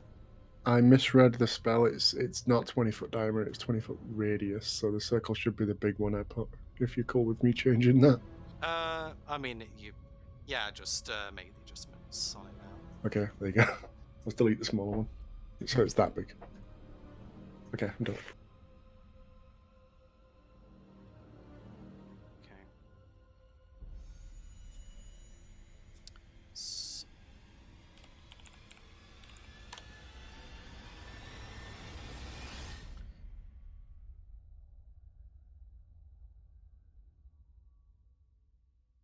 okay, just looking up the spell. Right. Okay, so the Korean spiritualist, which is I keep going to the wrong tab. I've got too many time. Yeah, this one up here. He is probably going to keep his distance from the orcs. He's probably going to move a little bit further back, and he is going to use Thorn Whip on this one that already looks to be weakened. So that is going to be useful.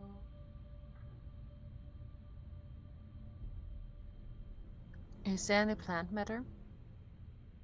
Thorn Whip is plant matter, did you say? I think you need plant matter for it, and it's it's anchored in some. Let me actually check to see where It's just part of the component for the spell, so you could assume they'd have it. Is it a component, or does it need to be around? I mean, there's stairs. If they're wooden, they count. The stem of a plant of thorns is the component for it. I'm looking at the spell at the moment. I think it needs to have an anchor. So you create a long vine whip covered in thorns that lashes out at your opponent towards a creature in range. Make a melee spell attack. Oh, melee spell attack. Although it's 30-foot range. Okay. If the attack hits, the creature takes 1d6 piercing damage. If the creature is larger or smaller, pull the creature up to 10 feet closer to you. It doesn't say anything about an anchor on the spell description. In that case, I got it wrong. Sorry. I had in mind that you need to have something to anchor it to.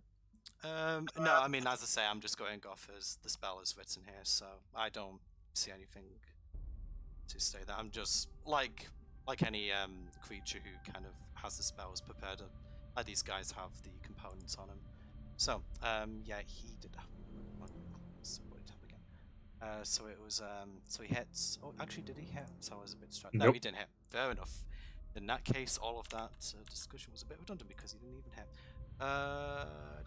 Sorry. No, it's fine. To be fair, it was good to clarify it anyway. Okay, Grumsh's turn. Grumsh, unfortunately not doing so hot, needs to roll to see whether he can get out of his predicament. He succeeds, fortunately, but I'm going to say that considering that the vines are kind of obscuring his battle axe, he's going to have to spend his action to pick that up. So kind of seeing that the Korean Bullletter isn't really doing too well at the moment, he's going to take the opportunity to try and reposition a smidge. So I think he's actually going to try his hand with the big boy over here. Okay, so yeah, unfortunately, he used his action to pick it up. He doesn't have his bonus action, so therefore, it is now the turn of the Ropper, which is this guy here. So he is going to make. So he makes 4 attacks with his tendrils, uses Reel, and makes 1 attack with his bites. So he is going to make an attack against Grumsh, the 2 orcs. So let's get this here. Okay, so Are you trying to kill Grumsh? Like Not- having him rum at an enemy when he can't do anything? Well, I mean, to be fair, he needed to get out of the entangled area, and I mean, he isn't completely bright, as you established a few times. But to be fair, 14 doesn't actually hit him anyway. I did a Grumsh and the 2 orcs. So the 2 orcs do get entangled by sort of. So that's 1. That's 2. So then he is going to reel this one towards him and is going to make a bite attack. Okay, unfortunately for him, beats it. Yeah! Yeah, he unfortunately is very much dead. Grumsh, seeing that happen to his comrade, is now probably, as you quite right pointed out, Gwen, regretting his decision to get nearer to it. Okay, and with that, it's now Zach's turn. At the top of the turn order, this thing is going to comment out loud, "Ugh, I wanted fish." That's all he says for now. It's Zach's turn. I guess he's going to try and escape the grapple. Delman? Oh, sorry, Zach. Yeah. Yeah. So do the opposed strength check. Roll a 1. Yeah, unfortunately, yeah, he is. His grip is still quite tight on Zach. I don't think Zach can really do anything else, can he? Oh, you can still attack while grappled, right? Actually, I believe you can. It's just that your speed is 0. So yeah, you can make an attack if you like. Probably going to say it. Yeah, I'm just going to let you make the attack. You humour me. I do not believe that hits. Actually, no, beats it. Woohoo! It already rolled the damage, unless you want to re-roll that. No, it's quite alright. Okay. So No, it's yeah. not. So yeah, kind of goes hitting into him. And, yeah, he takes a little bit of damage. Unfortunately, that isn't enough to get him to loosen his grip on you. Although you do kind of feel the arm twitch as he does so. So you kind of do get the impression that it might be possible to release his grip that way. But yeah, not so much at this current moment in time. Okay, so with that, it's now Rama's turn. Rama is going to actually do. So he is going to go for, as his bonus action, he's going to look towards Arthur actually, and he is going to attempt to use an attack called Ravenous Jaws against you. Okay, that hits, doesn't hit. Robert will use his reaction to pose disadvantage. Is that something Robert can do? No? He's always been able to do it. Ah, right. Yeah, deflect attack. Oh yeah, you used it in that last fight. So, yep, there we go. Okay. Unfortunately, that does still hit you. Okay, so with that, he is going to be able to get this damage through. So he does 7 damage to you, Arthur. Beg your pardon.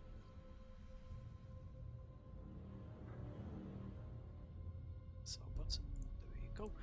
Right, in addition to that, as Rama kind of bites in, you can kind of feel sort of that he kind of like sucks a little bit of your blood And yeah, you can kind of see that he looks quite revitalized by that. It's kind of like when the Queen used a similar attack back at Greenest, but yeah, you can tell that that did refresh him a little bit. So I'm just gonna do that for him. Okay, so now with his other attack, quite like his Bloodletter friend, he is also going to try and go for a neck grab on you, Arthur. So roll an opposed strength check. Oop. Fortunately, Okay. Rama gets you in a grapple as well, and he looks quite happy with himself for that. Okay, it's now the turn of the Queen Bloodletter, who is got Zark. So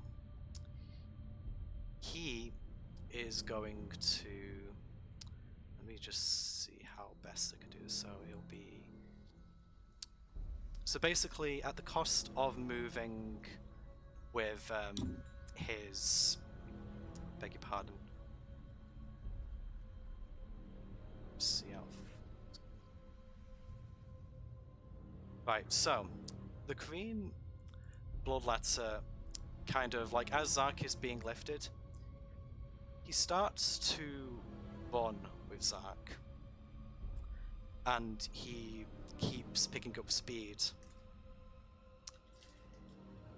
And basically what he's trying to do, he's trying to slam Zark into this wall here.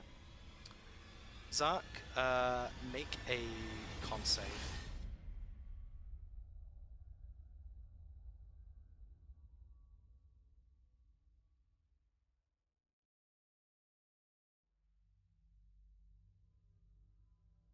Okay, that is a good con save, fortunately.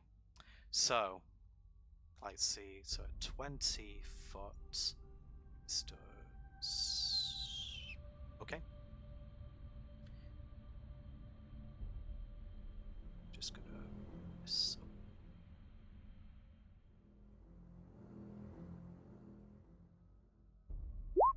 So, Zark takes half of that. I'm also going to say that after this attack completes, Zark is released from the grapple for now. Okay, so let's just go.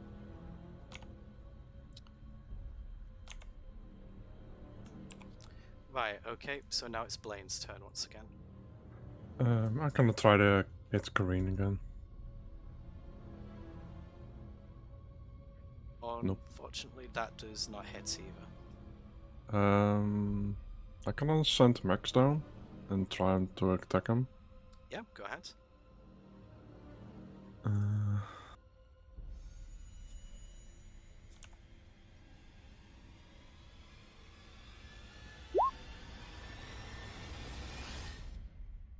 Oops.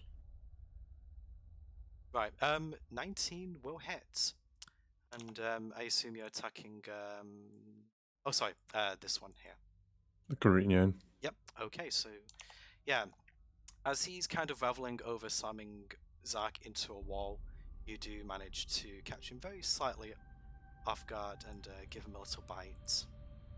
Which, yeah, does seem to be somewhat of a source of irritation to him.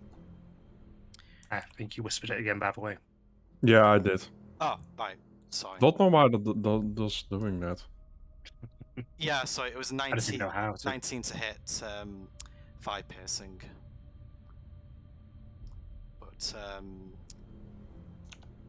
there we go. Anything else, Blaine? Nope. I had my turn. Okay, turn of the other Bloodletter. He needs to escape first of all, or at the very least try to, fails. Okay, he's not going to be doing anything this turn. So now it is Lia's turn. Lia was not entangled, therefore she can move out. However, she does have disadvantage. It's not a disadvantage. Can't think of Restraint. difficult terrain. Thank you. Yeah, she's just going to move out like that, and she's actually just going to repeat Gwen's sentiment from earlier and just say, "What, darling? What are you doing? Get away from that thing!" Okay, and with that, she is also going to. Let's see what she can do here.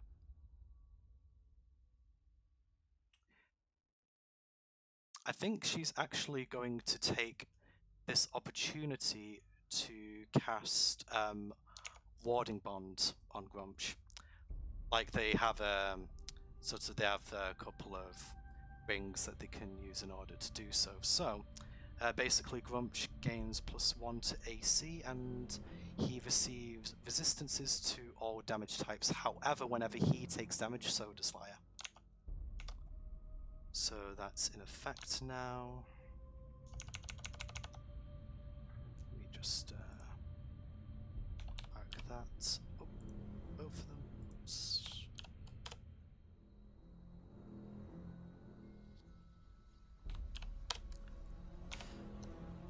Okay, so that'll be Elias' turn. It is now Gwen's turn. Going for the same thing as last turn.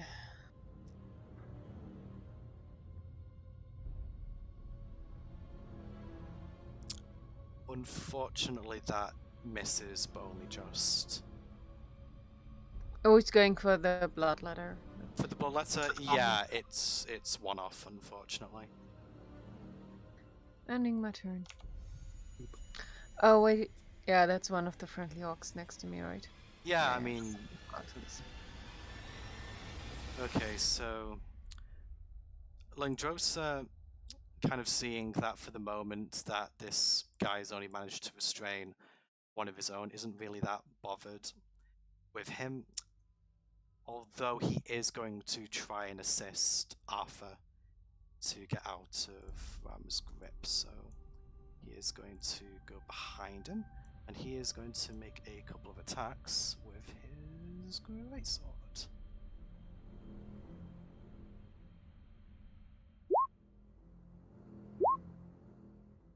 Okay, first one hits. Ooh, and hits for 16. Unfortunately, that is halved. But yeah, I'm actually going to say, what did I hit? Yeah, so yeah, that hit he got on him was enough to get Rama to loosen his grip on Arthur, so you are no longer grappled. Okay, and Langdrosa is just going to say to Rama, "Don't forget about me, you worthless lizard!" And with that, it is now actually Arthur's turn. Butterfingers. I swing at him. Come on, hit well, hit well, hit well, hit well, hit well. Unfortunately, that misses just. Fuck. I should have closed it. Rabbit's Rend, Lisa hits. It does hit. 3 force damage. That is definitely damage you did to him. Congratulations. Let's see. I just had my turn though. Okay, very good. Okay, it is now Delman's turn. Okay. I want to take the spellcaster down. Which one specifically? Are you talking about him? Yeah. Yeah, go I ahead. want to fire a shot off at him with Ray of Frost.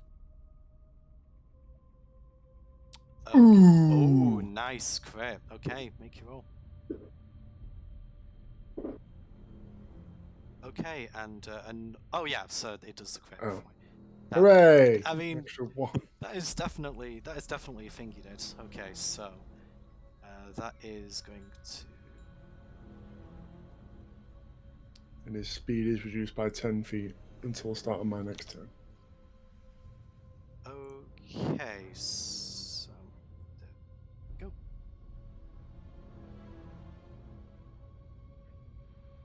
Just gonna check something. Yes, that does mean he also dies. He does not. He does not auto dive, but but DC is equals to 10 or half the damage you take. Okay, so I'm going to actually have him roll a concentration check to see whether he drops Entangle. So he needs to beat a 10.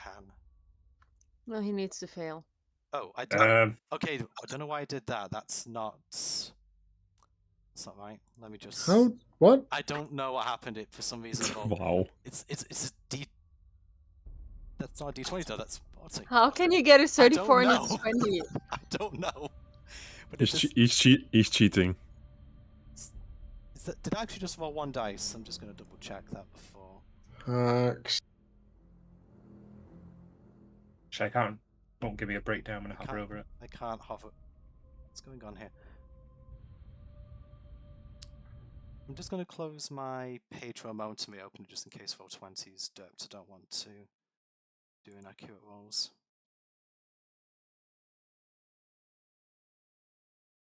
Sorry, just be one.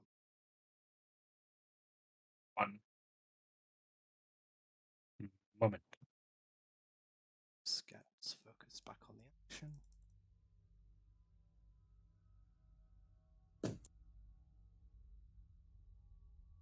Right, let's try that again. So, yeah, it's still doing it. You must have something selected.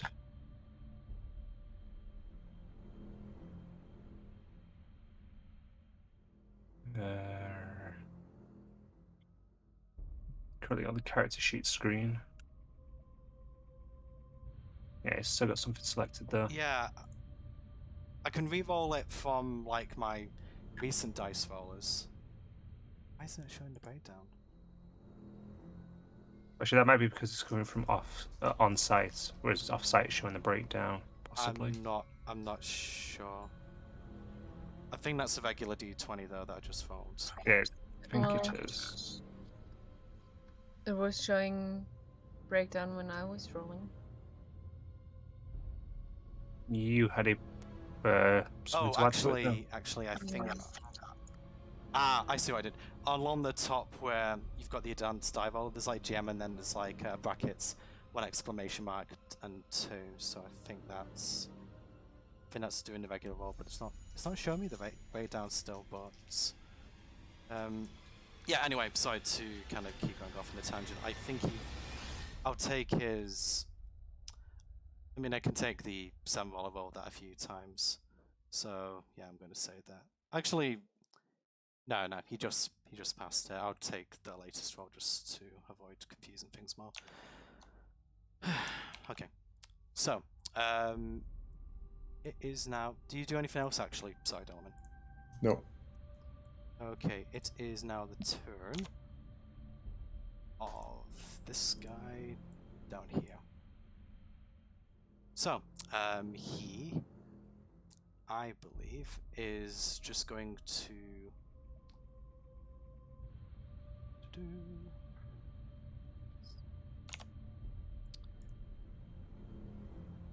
He's going to decide where to move. So I think he is just going to move to about here, and he is going to try and fawn whip Liar from up there. So that will be 20 plus 4 hits. Has that done it again? Oh, is it done it? Oh, for fuck's sake. Not sure, it's because it's still got the exclamation mark for some reason.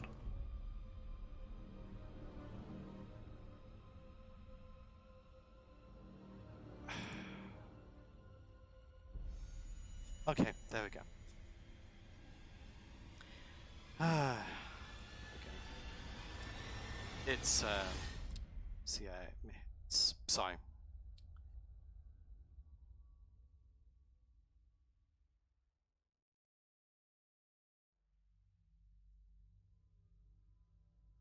It's gonna hit for D6, so Valia takes 5, so the fawn just sort of like, unfortunately Warden Bond doesn't work the other way, she still takes damage as normal.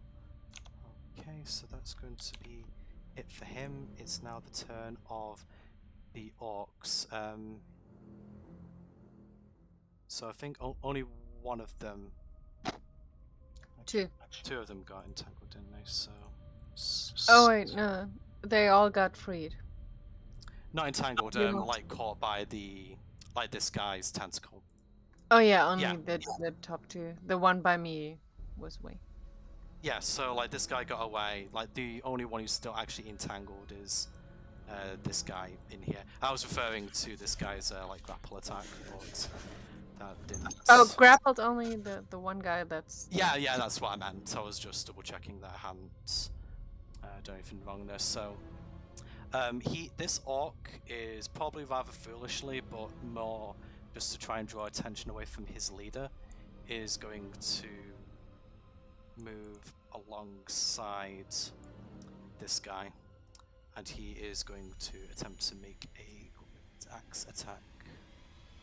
For some reason, this page keeps closing. I'm not having a good night. Apologies.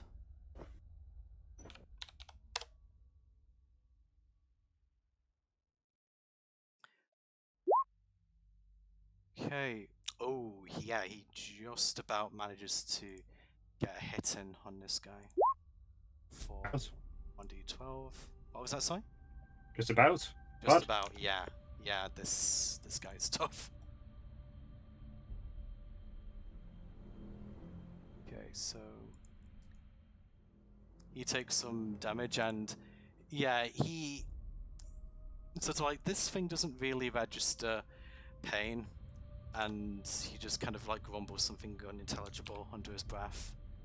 So that is now the turn of the other guy. He is going to just try and repeat the attack that he did last time on the nearest orc, just because he wants to keep as far away as possible. Meets it. Wait, Wait, what? Sorry. doesn't the orc by me have a turn? Is he not in? Yes, he does. I kind of just forgot about him because he was down here. Okay. Apologies. So he is going to. So yeah, he can make it to this guy. And he is going to get an attack. Chits. 13. So yeah. Kind of getting in between this fight with the Bloodletter and Zark. The orc manages to come in, swing down his axe, and yeah, does a nice little bit of damage to this guy here.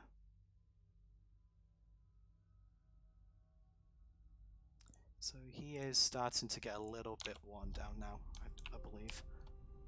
Okay, so now it's Grumpsh's turn. Grumpsh, taking the advice of his wife, for a change, decides to move back from this creature. For the time being, he is going to go down and try and deal with the spellcaster. So Grumpsh is going to make a couple of attacks. Okay, does he actually whiff both of those? Actually, no, Misa beats it on the second one, fortunately for him. So then he is going to do that, plus that. So that is going to be, yeah, probably enough damage to kill this guy outright, I would imagine. Yeah, so Grumpsh comes down and just kind of sees that this spiritualist is doing some sort of funky voodoo that he do-hoo, and he is kind of just cleaved in twain as Grumpsh slides down the hill, which, well, kills him. There you go. Right, it's one down, guys. Hey. Hey. Woohoo. That should also kill the entangle. It does kill the entangle. You're right. I was just about to do that part, but I was just updating the health first, sorry. Okay, so let me just check that it's two. Sorry. No, it's okay. Okay, it's now this guy's turn again. So, he is going to... Yeah, to be fair, this creature actually isn't too picky about who he targets. He just wants food. So he is actually going to use his tendrils against these 3 guys. So let's and actually, what is the range? Oh, that is quite range, but it's got plenty of snacks for the time being. Okay, tendril. So kind of going left to right. We'll grapple him, misses him.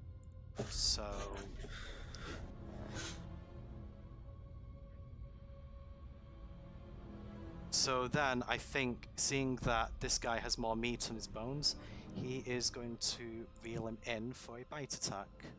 Just double check. So, yeah, it just reels it to him. Okay, so Robert is going to make bite attack. Okay, yeah, that's gonna hit.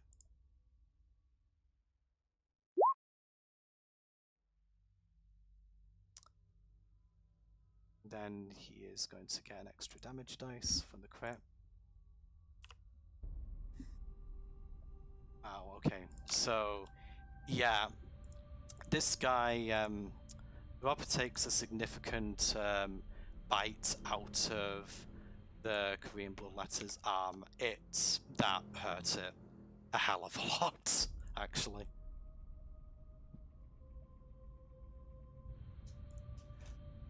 Okay, so that is going to be his turn.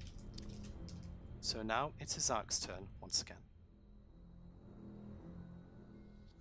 He was released from the grapple. He was, yes. After us last time, right? He's angry. He's going up and he's swinging.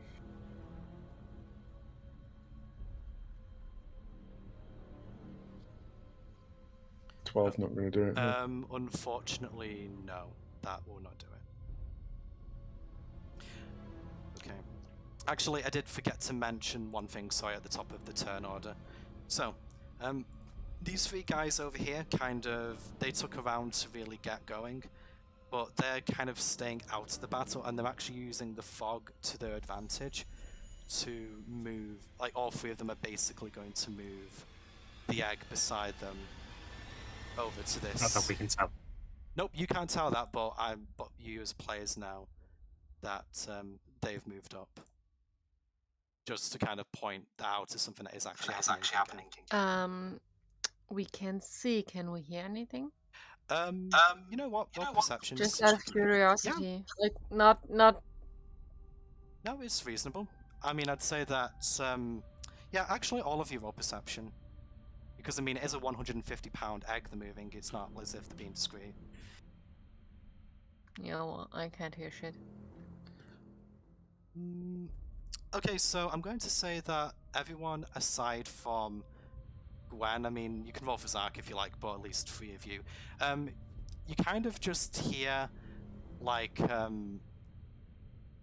so just like bickering, like just shrieks as, like, they kind of seem to be arguing a little bit as they're moving the egg. Like, they're not particularly well coordinated, so they are making a little bit of a spectacle. But I'm guessing in the case of Gwen, because she's kind of missed a couple of attacks, she's a bit tilted, so she's just kind of getting like laser focus and trying to hit something. The other 3 guys do notice that there is movement from the fog, but you can't tell precisely what it is. Actually, I would say that on the 22 for Blaine, you could probably just about make out the briefest silhouettes of things moving in the fog. Well, you're not precisely sure as to what. So that information is now available to you. Okay, does Zach do anything else with his turn? No. Okay. It is now Rama's turn once again. So he is just going to make another couple of great attacks. I think he's going to do, let me just check. Yeah, he's going to do one against Arthur, one against Lingdrosa. Kind of wanted to try and engage both of his targets if he can, so I'll do the one for Arthur first, and then Lingdrosa. Okay, that will not hit either of them, so Rama just looking a little bit frustrated that he can't quite get the hit on these guys, is going to just pass for now. Okay, turn of this guy here. He kind of having this guy sort of moving his strike at him, he just wants to try and thin the herd a little bit. Green Bullet is going to make an attack against the orc behind him. Actually, he's going to make one attack with his Alex, which will hit. I'll just roll its other attack to see if it gets in with its claw. Unfortunately, misses with its claw, or fortunately, depending on your points of view. Rolls minimum damage on the Balak, so he kind of just swings the Balak behind him, just kind of grazes the orc, although he sort of is taken a little bit aback by that attack. Okay, it's now Blaine's turn. I gonna hit the Kareen again. Third time is a charm, is it? It is. And that's good damage. Nice. That's very good damage, actually. Okay, so yeah, you get a hit out on him, and yeah, you can tell at this point, even from a cursory glance, that he is not looking fantastic, but is still in the fight for now. Do you do anything else? I gonna let Max attack. Okay, go ahead. Same target, I assume, yeah?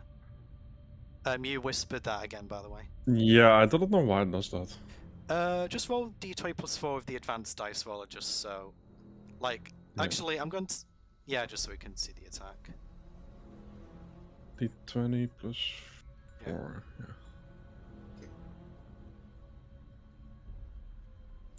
Yep, hits. Go ahead and roll damage. The...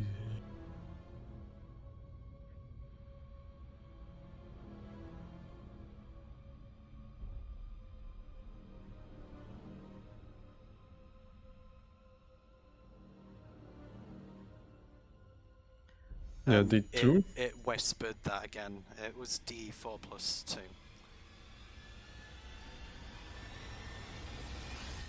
Right. I don't know why, for some reason it's whispering all of you. So there we go. So yeah, you managed to get another fairly solid hit on the same. It should be a D8, shouldn't it?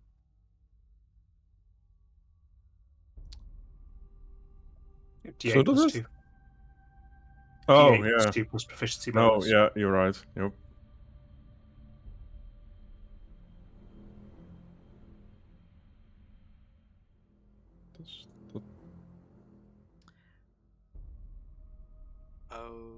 Okay. Didn't you say it was D8 plus 2 plus proficiency bonus, Doom? Check it. That's... Yeah, you don't add your proficiency bonus to damage. No, but specifically for his wolf's attack. Get 1d8 plus 2 plus proficiency bonus slashing damage. Maybe it's... It's just spell attack modifier to hit, and then it's that for the damage. Okay, yeah, so that's it. So that damage is correct. That's basically all I want to establish. Be an extra 2. So it'll be... So it 11. should be 11. 11. Yeah. Yeah. Okay, just to make sure I've got that right.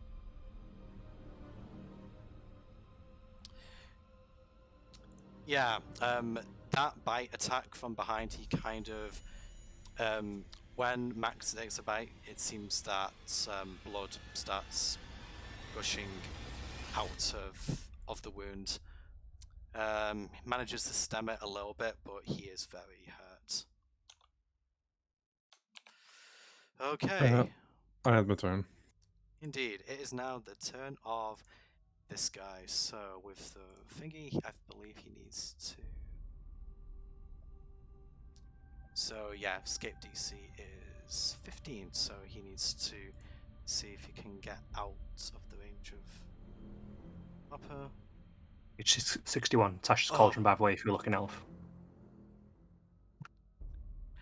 Okay. It actually says it in the PHB Ranger Beastmaster.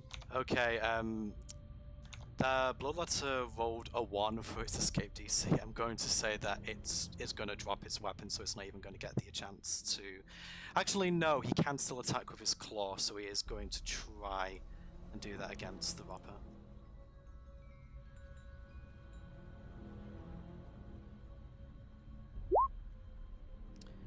No chance. Okay, fortunately, he ends his turn right there. Okay, Liar's turn. So, Liar is getting pretty... kind of is aware that she wants to divert her attention away from this guy. I think she is probably going to move down into the battle just to ensure that the Robber isn't going to try and do anything there, so let me just see how far she can get. And actually, I think she could get into striking range of armor there. So she's actually going to pile in on this now, and she is going to do an attack of her own with her claws against armor. Okay, second of those two hit. Okay, hits him for 7, which is halved. Okay. So, yeah, like kind of comes sliding down the cliff and just slashes in at Rama, who, by the way, still looks quite happy in spite of the mountain gods going against him. So now it is Gwen's turn. Surprise, surprise. Same thing as last round.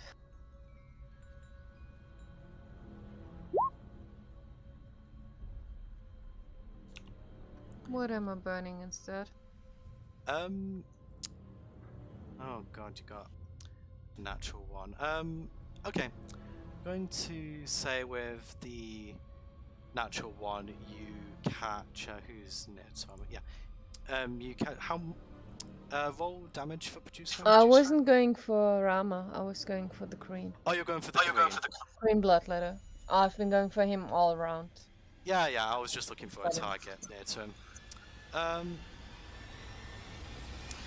Yeah, I was just going to say roll damage because I'll probably just transfer the damage to a random target. Okay, I'm just going to... So 1, 2, 3... I'll just roll a D... Yeah, roll a D4.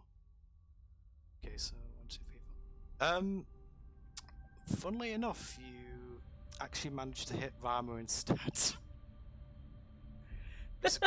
Just because he's vaguely nearby. So it wasn't what you intended to do, but you contributed. And that actually does 4 damage to him, so you look surprised that someone actually managed to... Actually, no. Yeah. Oh, no, sorry, 3 damage even.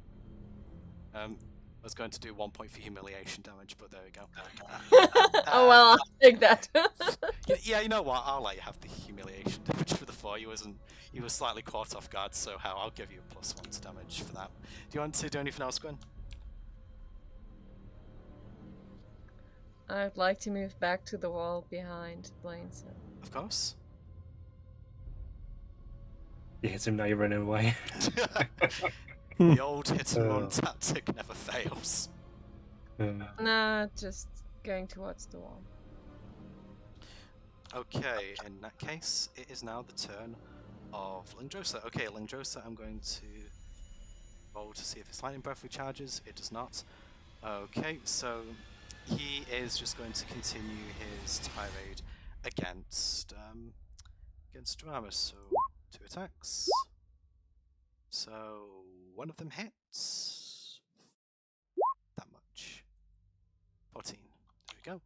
Okay, so once again, he slashes Rama across the... Well, goes to try and slash him across the chest twice, but manages to catch Rama on the backswing of his second strike.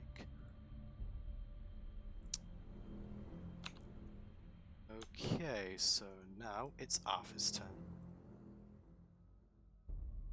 How badly is the one to my side looking? How badly damaged, I should say. Sorry, which one are you speaking of? This one? Yep. Roll perception to see if you can ascertain his exact condition. Yep. You know what? Because I mentioned he was bleeding, you know that he's quite badly hurt, but you don't precisely know how much. Because I actually announced that. So that's something that you do know, but yeah, you don't glean any other piece of information with that check, unfortunately. Gonna go straight back into Rama then. Swing with my mace again. Hits. And that is magical damage, isn't it? So Yes. goes for 8. Okay, very good. So now it's the turn of Yep. Delman. Oh, Never mind. sorry, were you attacking Robert as well? Sorry, beg your pardon. And he missed. You got a natural 1. No, I didn't. You did get a natural 1. More damage. Bots. Minimum damage, but fucking hell. God. Yeah, I'm going to. I can't. Yeah, I'm going to say just because of general proximity, he does get Langdrosa with that. Well, poop. So. Why do I always roll max damage when that happens? Yeah. So, as you do that, Langdrosa just goes, "Whose side are you on?" Kind of just exclaiming that out loud, and Rama gives off a light snicker in response to that comment. Oops, I actually. That's the end. that's- Not even going to declare that with a response. That is fair. Actually, sorry, it's now Delman's turn. Okay, I'm gonna shoot the Korean. Try and bring him down. This one here, yeah. Yeah. Unfortunately, that just misses.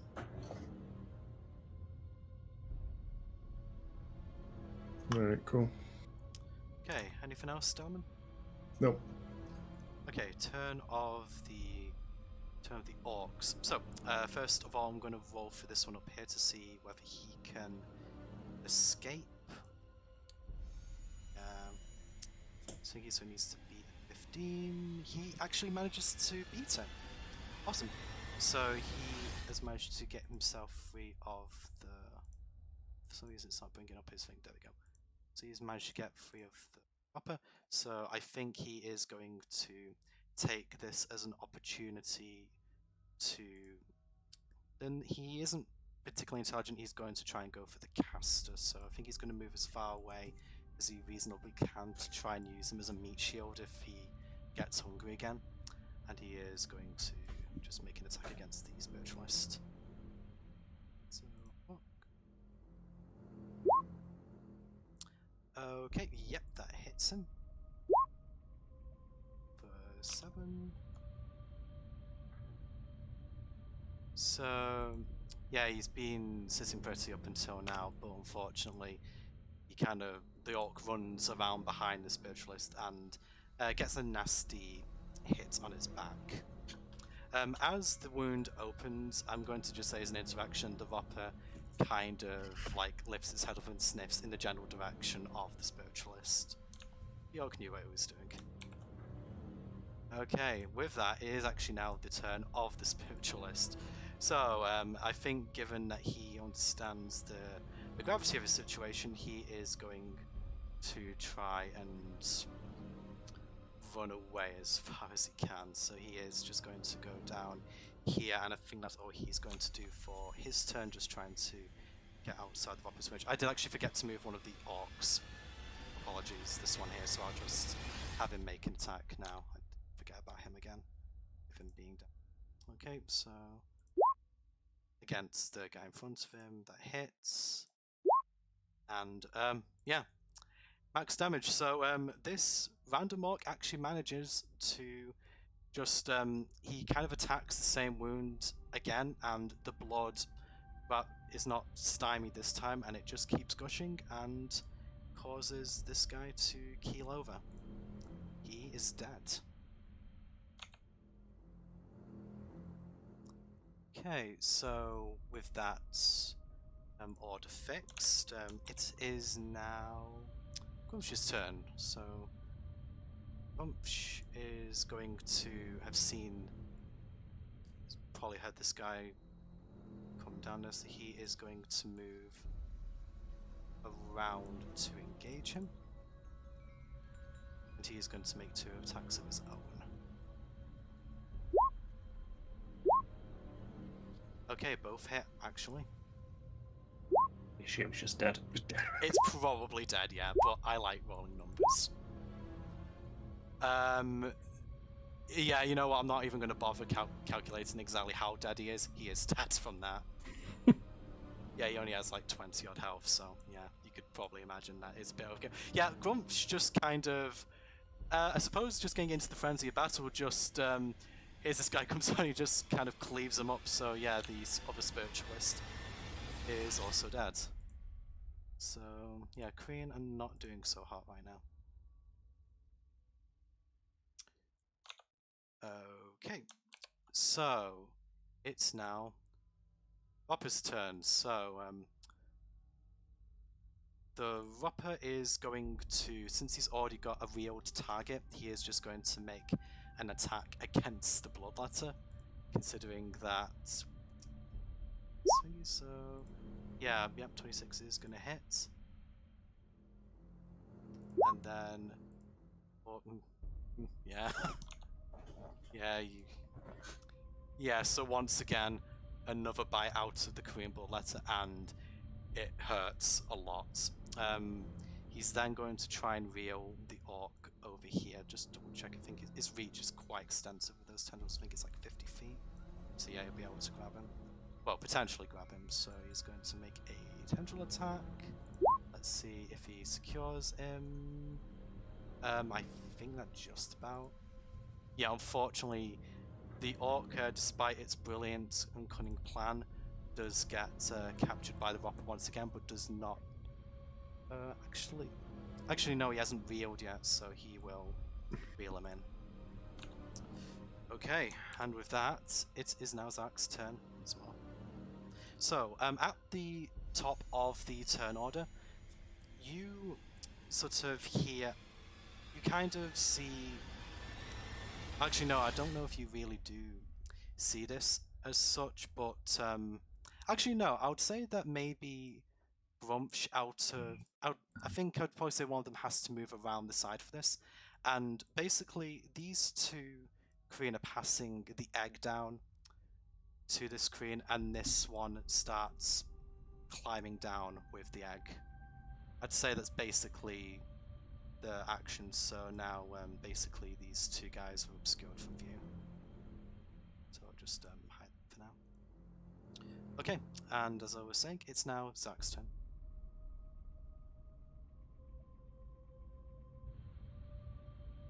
I guess just gonna step over the corpse of this guy. If you want to move his token. Yeah, you know what, Cool. I'll just delete him just for simplicity's sake. And he'll go after Rama.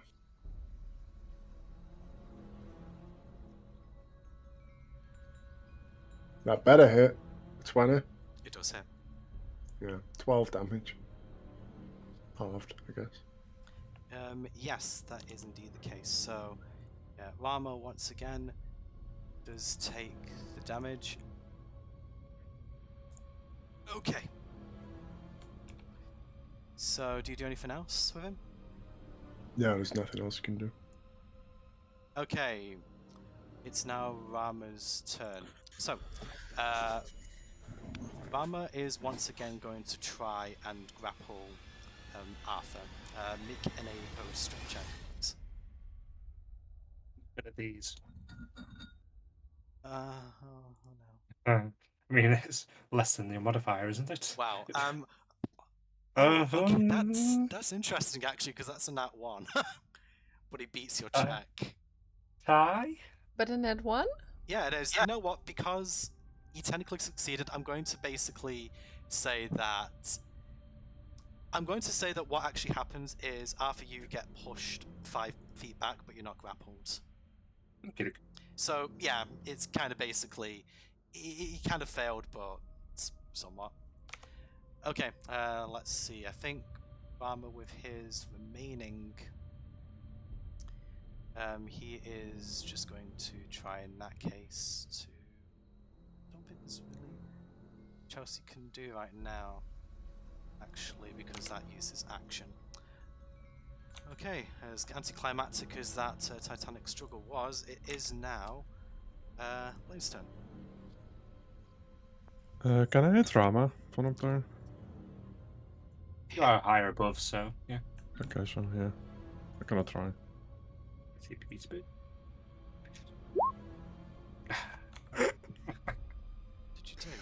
You know that Oh, shiny oh, new oh, bow. no. I don't know. I think I just that gotta use is. my other bow.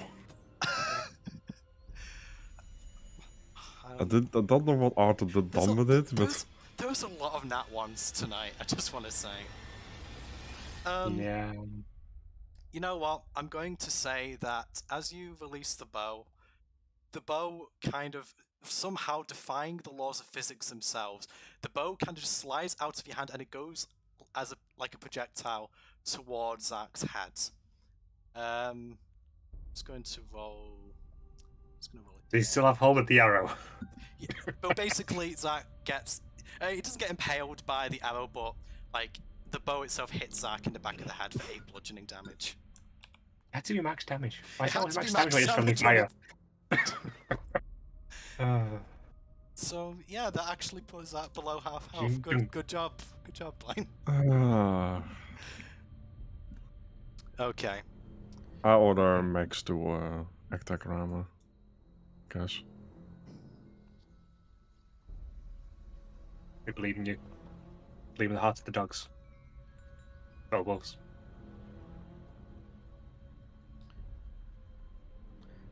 Okay, that does not No. hit. Unfortunately. I shouldn't have believed it. Damn it. Yep. Yes, I do my believe. fault. it was. That was my fault. It was indeed your belief that caused that to happen. You truly are a monster. I am the turn. Okay, Queen Blower to appear. These guys have really not been that lucky, I don't think. He has to try and make an escape once again from this I know guy. the enemy's not been lucky, I know. I know, right? It's a tragedy. Yeah, he's really not lucky. Once again, his weapon is still on the floor, so he can only make an attack with his claw right now. If he can even hit this thing. Actually, yes, he does. So...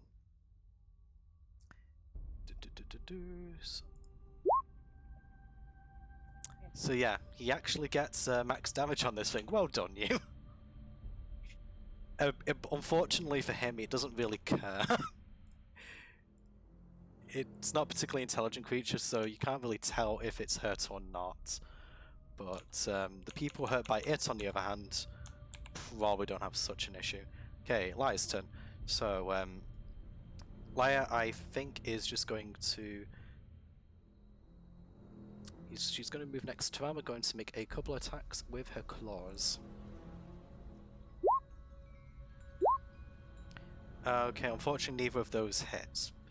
She likes rolling 11, well, like rolling in the... So like 10s or 11s, I've noticed. Okay, it's now Gwen's turn. Leaning against the wall, trying to focus. Effectively not doing. Okay, so is Gwen... Did you say Gwen was doing something, sorry? She's leaning against the wall, trying to find a focus, like huddling against the wall, trying to keep an eye still on Delum, but also trying to find her own focus. Okay. Does she take any other action or... No. Okay, fair enough. Right. So it is now Langdros' turn, so he is once again going to go for his lightning breath. Fortunately does not recharge, is going to go for a couple of attacks. So boop and boop. Oh god, another nat one. Okay, going to say that Rama ducks for the first attack, so it actually ends up hitting the orc instead. There's a lot of friendly fire. Yeah. Can we just have getting nat 20s for us, please? So, okay, so, yeah, unfortunately, inadvertently, he kills this orc. Like, he never stood a chance. It was literally, he was concentrating on Rama, and then his head just gets lobbed off. Fortunately, as Rama stands back up to laugh at the spectacle, he himself also gets hit. For 7. So. Okay, so, at the end... Okay, so at the end of this turn, Rama is going to take a legendary action. And before he does, he just goes to say, I think I've allowed you to take enough free hits now. Time we actually start to get things moving.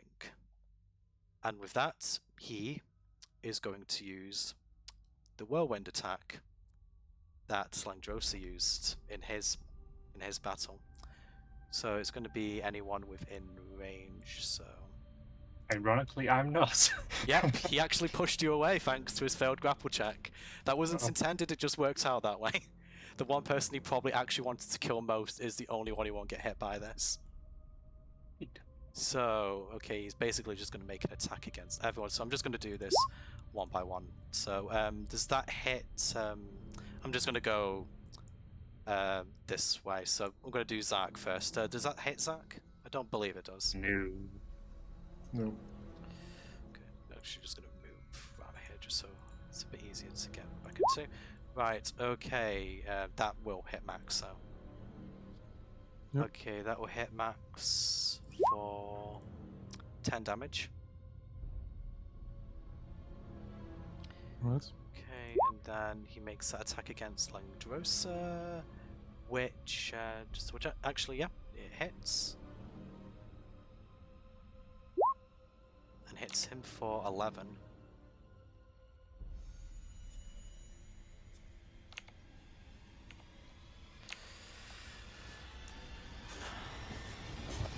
Okay, then makes an attack against Lyre, unfortunately.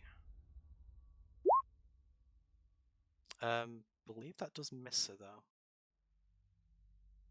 Yep, that misses. Okay, 13 hit Robert. Nope. Okay, so with that, that's Langdrosa's legendary action over with, and it is now Arthur's turn. Seeing that sudden whirlwind round, I'm just going to charge straight back in and try and hit him under the jaw with the mace. That will connect. Yes, meets a pizza. For 9. Followed by Robert Rending. Don't nat 1 again. Okay, it connects. Okay, roll damage. Hey, max damage against an enemy. Hey. That's the end of my turn. Okay, it's now Delman's turn. Alright, I'm gonna shout out to him. Your allies are done! You're surrounded! Give up! Shouting to Rama. Okay. Do an intimidation check, actually.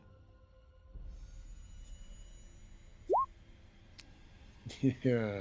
I'm gonna have him roll insight. He doesn't have any bonuses for that. I would have wonderfully gotten that one. Yeah, I mean, to be fair, it would be suitable, and Rama just looks back towards Delman and just scoffs, doesn't say anything. Okay, do you do anything else? That's your interaction. Have it part. your way. I'm going to shoot him with Rare Frost.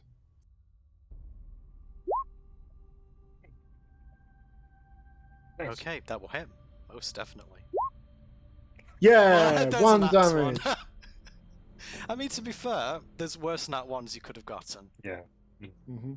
I would just kind of raises an incredulous eyebrow at that. At least it's not halved, I don't think. It isn't.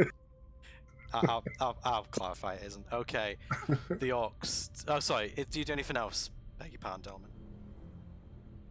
I'll turn my head to Gwen. Like, are you all right? Not sure. Not sure. Get it together. I'll end my turn. I'm done. Okay, with that, it's now the Orc's turn. So the Orc is going to attempt to do its save DC. No, unfortunately, it does not escape. Although he is not disarmed because he didn't roll a nat 1 just yet. So he is going to actually try and make an attack, which hits, actually.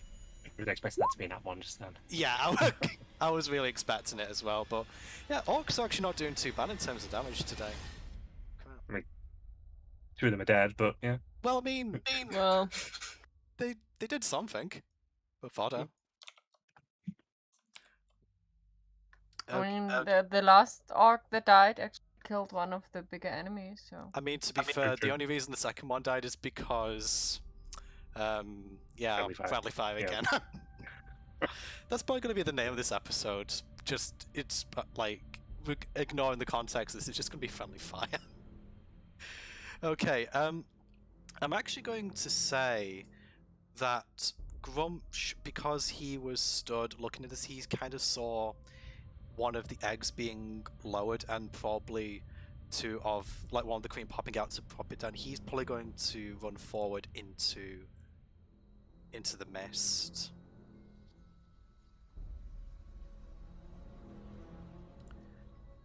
Okay, so how does Fog Cloud? Is it just disadvantage, by the way, Delman, when someone attacks in Fog Cloud? Give me a sec. I assume it would be. Because, like, they're within 5 feet, so I'd imagine they could at least somewhat see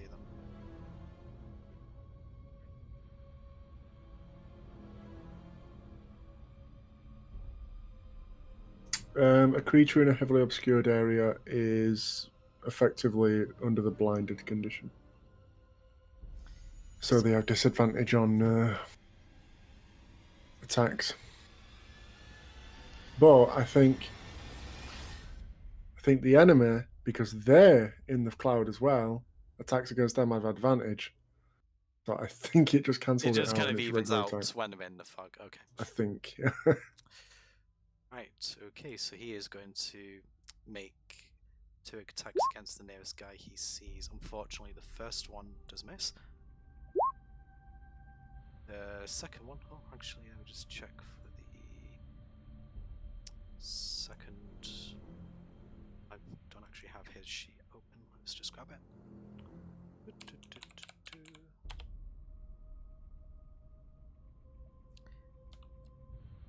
It's a pizza for the second one, actually. Let's double check that. Okay, so that's that. Well, at least it's only a nat 1 for damage. Okay, so swings into the Queen Grunt in front of him, doing. Oops, Daisy needs to get back over here. So doing 11 damage.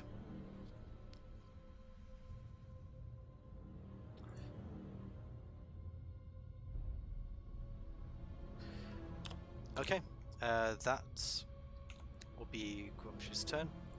Time for the Ropper, so I'm going to just roll. It's going to roll a d4, so even he goes for the Bloodletter, or he goes for the Orc. Okay, Bloodletter it is. So he is going to make a bite attack. Actually, somehow doesn't manage to hit him despite holding him in place. Boom, there you go. Has nothing else in range to real, so he is going to end his turn for now. It's Zach's turn. At the top of the turn order, the Queen that isn't fighting Grumsh is going to run in this direction as far as he can to get out of the fog. Okay, so now it's Zach's turn. Guess he's just going to keep attacking Rama.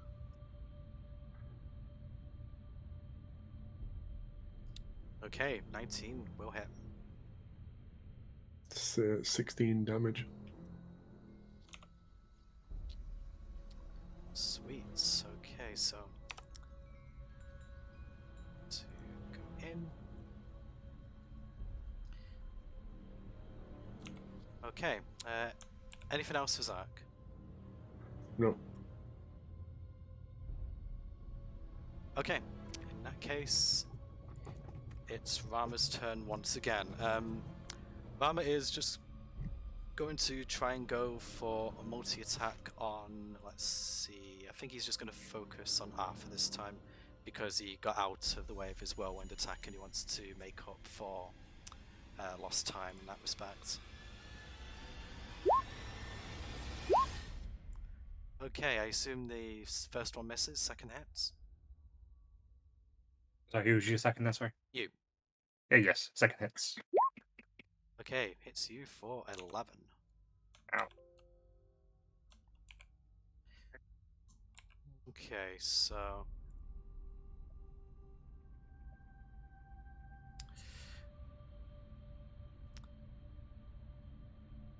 There we go. So, let's see. After making the attack, Rama, like, despite knowing that he is surrounded, is actually going to do something pretty bold. He is going to, like, going to have him make... let me see, that would be... Yeah, his interaction. He's going... Wait. Yeah, I'm just trying to think if he could actually do this. Yeah, actually, he could go that way. Okay, he is actually going to try and move out of your range. So, yeah, a few of you get opportunity attacks on him. So, Arthur, would you like to go first? I'm assuming he's just outright move. Where's he moving to exactly? So he would have opportunity attack. My apologies. I was trying to mark that he's kind of like moving in this direction here. He would have to move between the. Yeah, that's Which basically. I don't know if he can move like that though, because of the spacing. Can they not He go can't move through diagonal? I'm not sure they can, given we've kind of got him caught. Yeah, that's kind of why I'm thinking about it. Actually, no. This guy that is left is dead, so he's on the floor right now.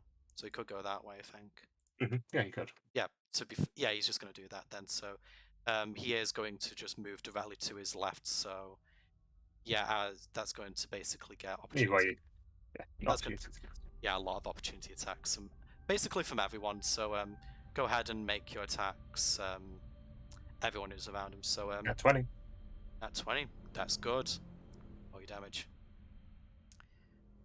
16. That is nice. That is very nice. Actually, got fully max damage. Nice. No, max damage would have been 18. Would it? You rolled 1, 6, and a 4 on the main damage. Okay. So. Oh wait, no, sorry. Yeah, max damage. So. See. Okay, how's Arc attack next?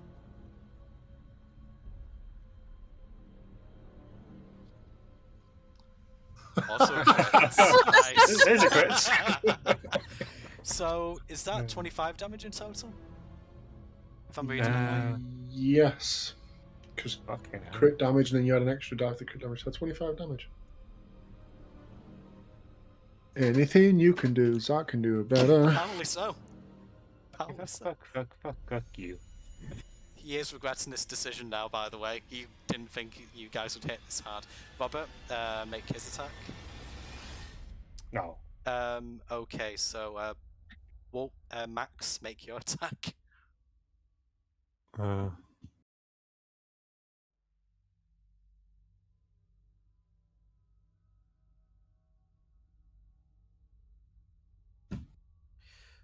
Okay, Max unfortunately does not hit, so now it's Fire and Lingdrosa get an attack. So, Fire, it's not hits. We used to put the good luck, damn it. Health. I mean, to be fair, Lyre doesn't do that much damage on hits. Now, Lingdrosa, I think, yeah, he misses him by 1. Unfortunately, so, yeah. Essentially, Rama is basically going to... He's essentially going to go to... He's kind of needs to go 10 feet, and then he's going to go down. So yeah, he's basically going towards the egg. And yeah, he's already used his action, so he can't pick it up. So yep, fair enough. So that in mind, it is now Blaine's turn. Incidentally, remember, Blaine, your bow is currently on the ground at the side of Zach, considering you use it as a projectile weapon against his head. Right, so I get down to get That's it. the +1 bow. That is the +1 bow. That's You never I gave have away got other the other bow, to bow. be honest. You could just take out your other bow. Yeah, I gonna do that instead.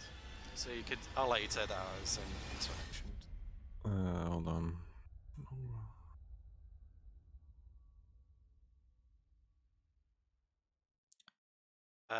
Which one are you attacking, Si? Are you attacking Grammar?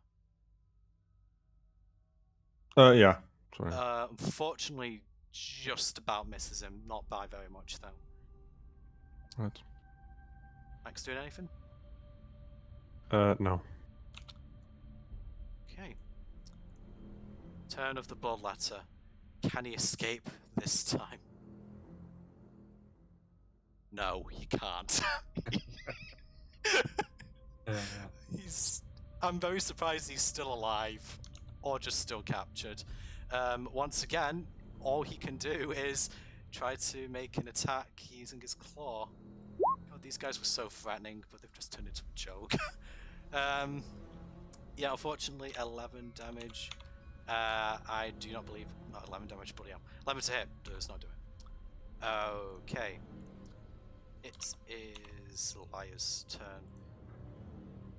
So I think, let's see. I think Liar is probably seeing that most other threats are dealt with. She is probably, let me just see what options she has.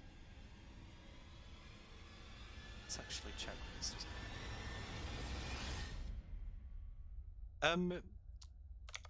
She is actually going to run up to, whatchamacallit, Armor. This is a bit risky, but might be one. So, she's going to run up to here, and she is going to cast Bestow Curse by touching Grammar. So let's just get that up. So basically, Rama now has disadvantage on strength ability checks and strength saving throws. He'll have disadvantage to attack Liar. Needs to make a wisdom saving throw at the start of each of his turns, and while he's cursed, Liar's attacks will do an extra 1d8 necrotic damage to Rama. Okay, that is all she can do for the time being. So now it's Gwen's turn. You do anything, Gwen? Sorry.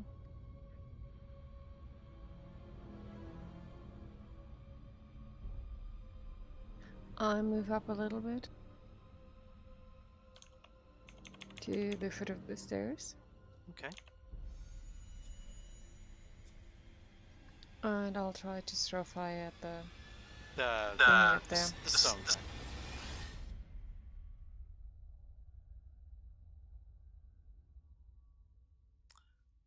Unfortunately, that doesn't actually hit by 1. He has an exceptionally high AC. Wasn't really expecting it to, but yeah. I mean, under normal, that literally would have hit anything else. Oh dear. Do you do anything else, Gwen? No, I end my turn.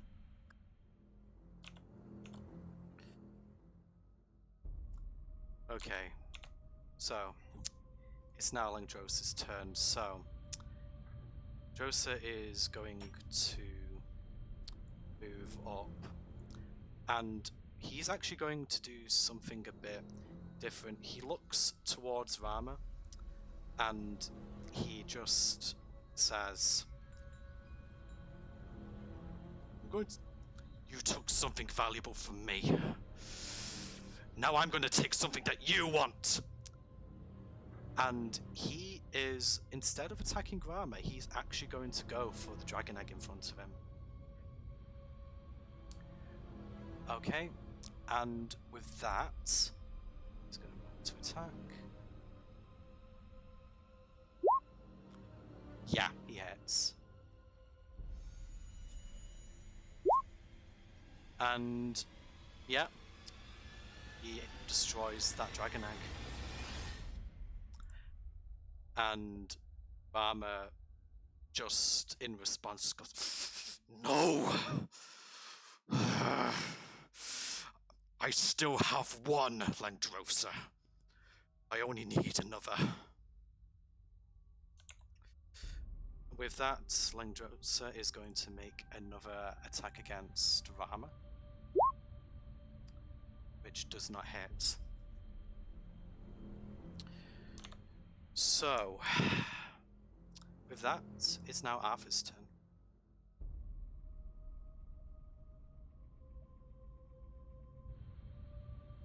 Myself and Robert will run up and surround Rama, and we'll both attack him.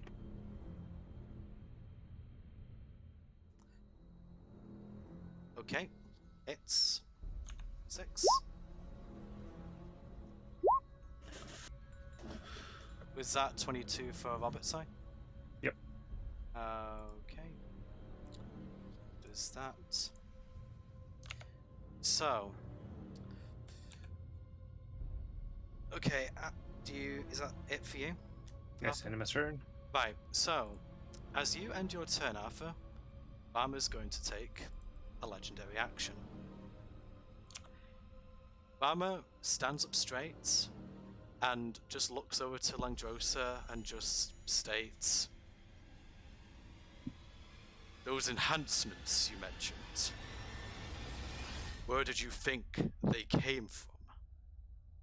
And with that, some of Rama's wounds start to nick closed. And he just kind of looks towards Arthur and just says, "We're far from done." Okay.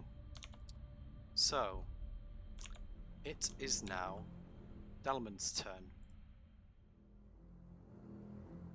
Okay, seeing him do that, can I get the impression that that my cold magic would affect him the same way it did Langdrosa? If it is, he's not showing visible irritation like Langdrosa did. Okay. I mean, it could be, but you're not really sure.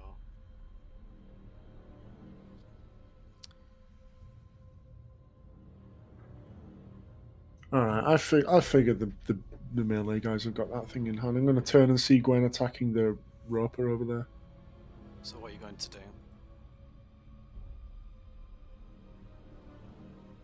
I am going to shoot Ray of Frost at the roper.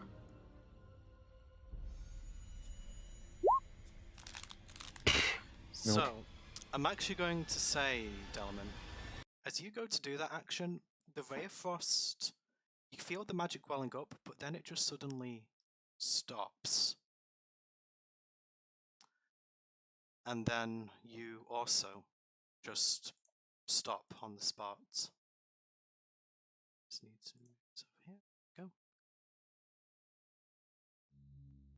So, Delman, probably not a good time for this to happen. But you feel your feet planted, and your body just locks up.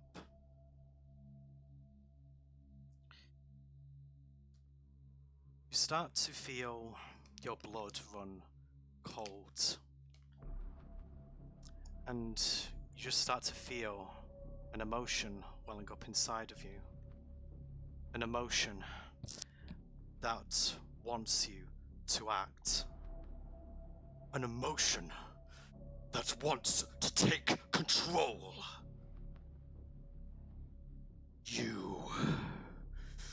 You've lost 2 of them already. I need one of these eggs, Gnome. You seem incapable of completing this task by yourself. So now I shall intervene. And with that, Do I see any of that in him, or is you it know all what? internal? I'm going to say that he is saying this out loud. It's quite obvious what's happening. One of you has a chance to react to this. I would like to try to tackle him. Okay. Go ahead, and I think it's going to be opposed strength. Delman, roll an opposed strength check against Gwen.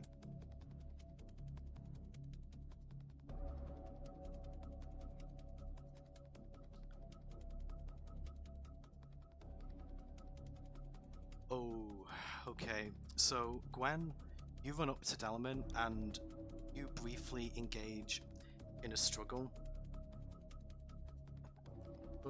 Excuse me, sorry. But Kryolak manages to push you about 5 feet back. So, now, sort of like, Kryolak looks disdainfully towards you, Gwen, but then he actually looks towards Zark, of all people, and he just says, "No one really nearer to do this.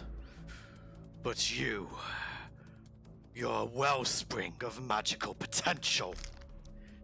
I have use of you."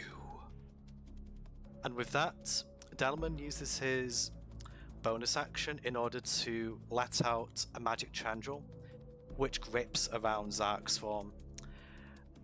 As it envelops Zark, you feel some of your life force drain away.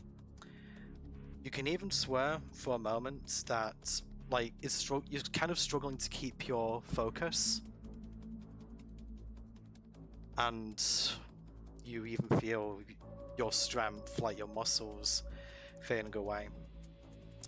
In the next moment, Kryolak turns around to everyone else. So I just have to just got those moments where I kind of lost the notes. This is great. There we go. So, Delman, roll a wisdom save for me, please. Is this a magical effect? I did say that last time, so it applies this time too. Cool. But you don't get the advantage this time because Gwen didn't manage to tackle you. Oh, my bad. Well, 16. This won't go on much longer. I'm kind of. So you manage to fight against Kryolak's resistance somewhat, as he throws an icy sphere into the sky, or sort of into the area above Varma. The sphere then explodes, and you swear initially, anyone around, that the shards are going to hit you.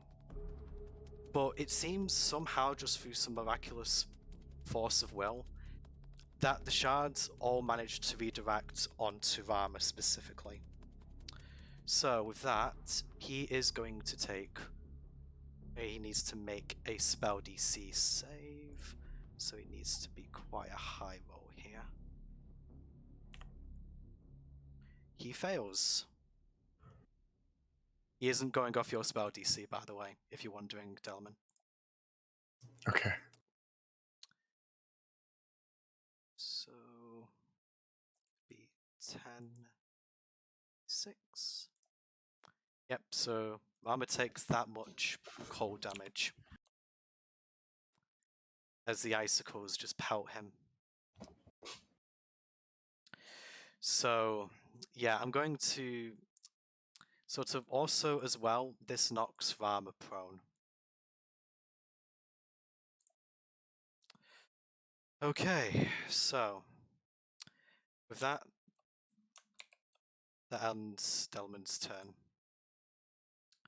So, yeah, I'm just going to probably skip over a little bit now. Just to kind of clarify, do you guys need to stop literally right now? Yes. Yeah. Okay. Yes. Right. Okay, Guys, do you mind if I just do the rest of this as a cinematic then? Because I don't really want to end this mid-fight. Go ahead. Sure. What's that? Okay. So basically, what happens as Rama is knocked down by the ice, Lungdrosa picks him up and tosses him over, and the two go into the fog. So they wrestle for probably the best part of a couple of minutes until you eventually see the two of them get to about here, and Lungdrosa manages to get onto this side of Rama, and he prepares a lightning breath in his mouth. So basically, the two struggle against each other, and yeah, basically they just have this quick exchange where Rama's eyes widen as the lightning breath charges, and he just goes, "You fool! At this range, you'll kill us both!" Lungdrosa just smiles as the lightning breath continues to charge. Rama then just goes, "This is beneath you! I can't defend myself if you kill me like this! If you die like this, your name will be sullied with shame!" Lungdrosa's beam grows ever more intense, and Raman then just screams, "Release me!" Lungdrosa peers over to the likes of Delaman, to the rest of you, and then releases his lightning breath, which causes Rama to fall backwards down the ladder, and Lungdrosa himself falls over, dead. And because there isn't really any more time, that's where the session ends, as anticlimactic as that was, sorry.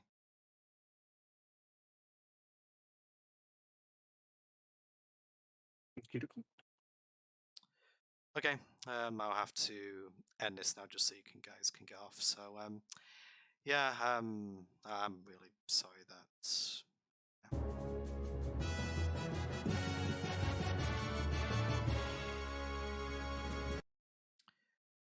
Okay, so we'll just pick that up next time when hopefully we're a bit more energetic. So, yeah, I'll speak to you guys soon. EDB. Okay, goodbye.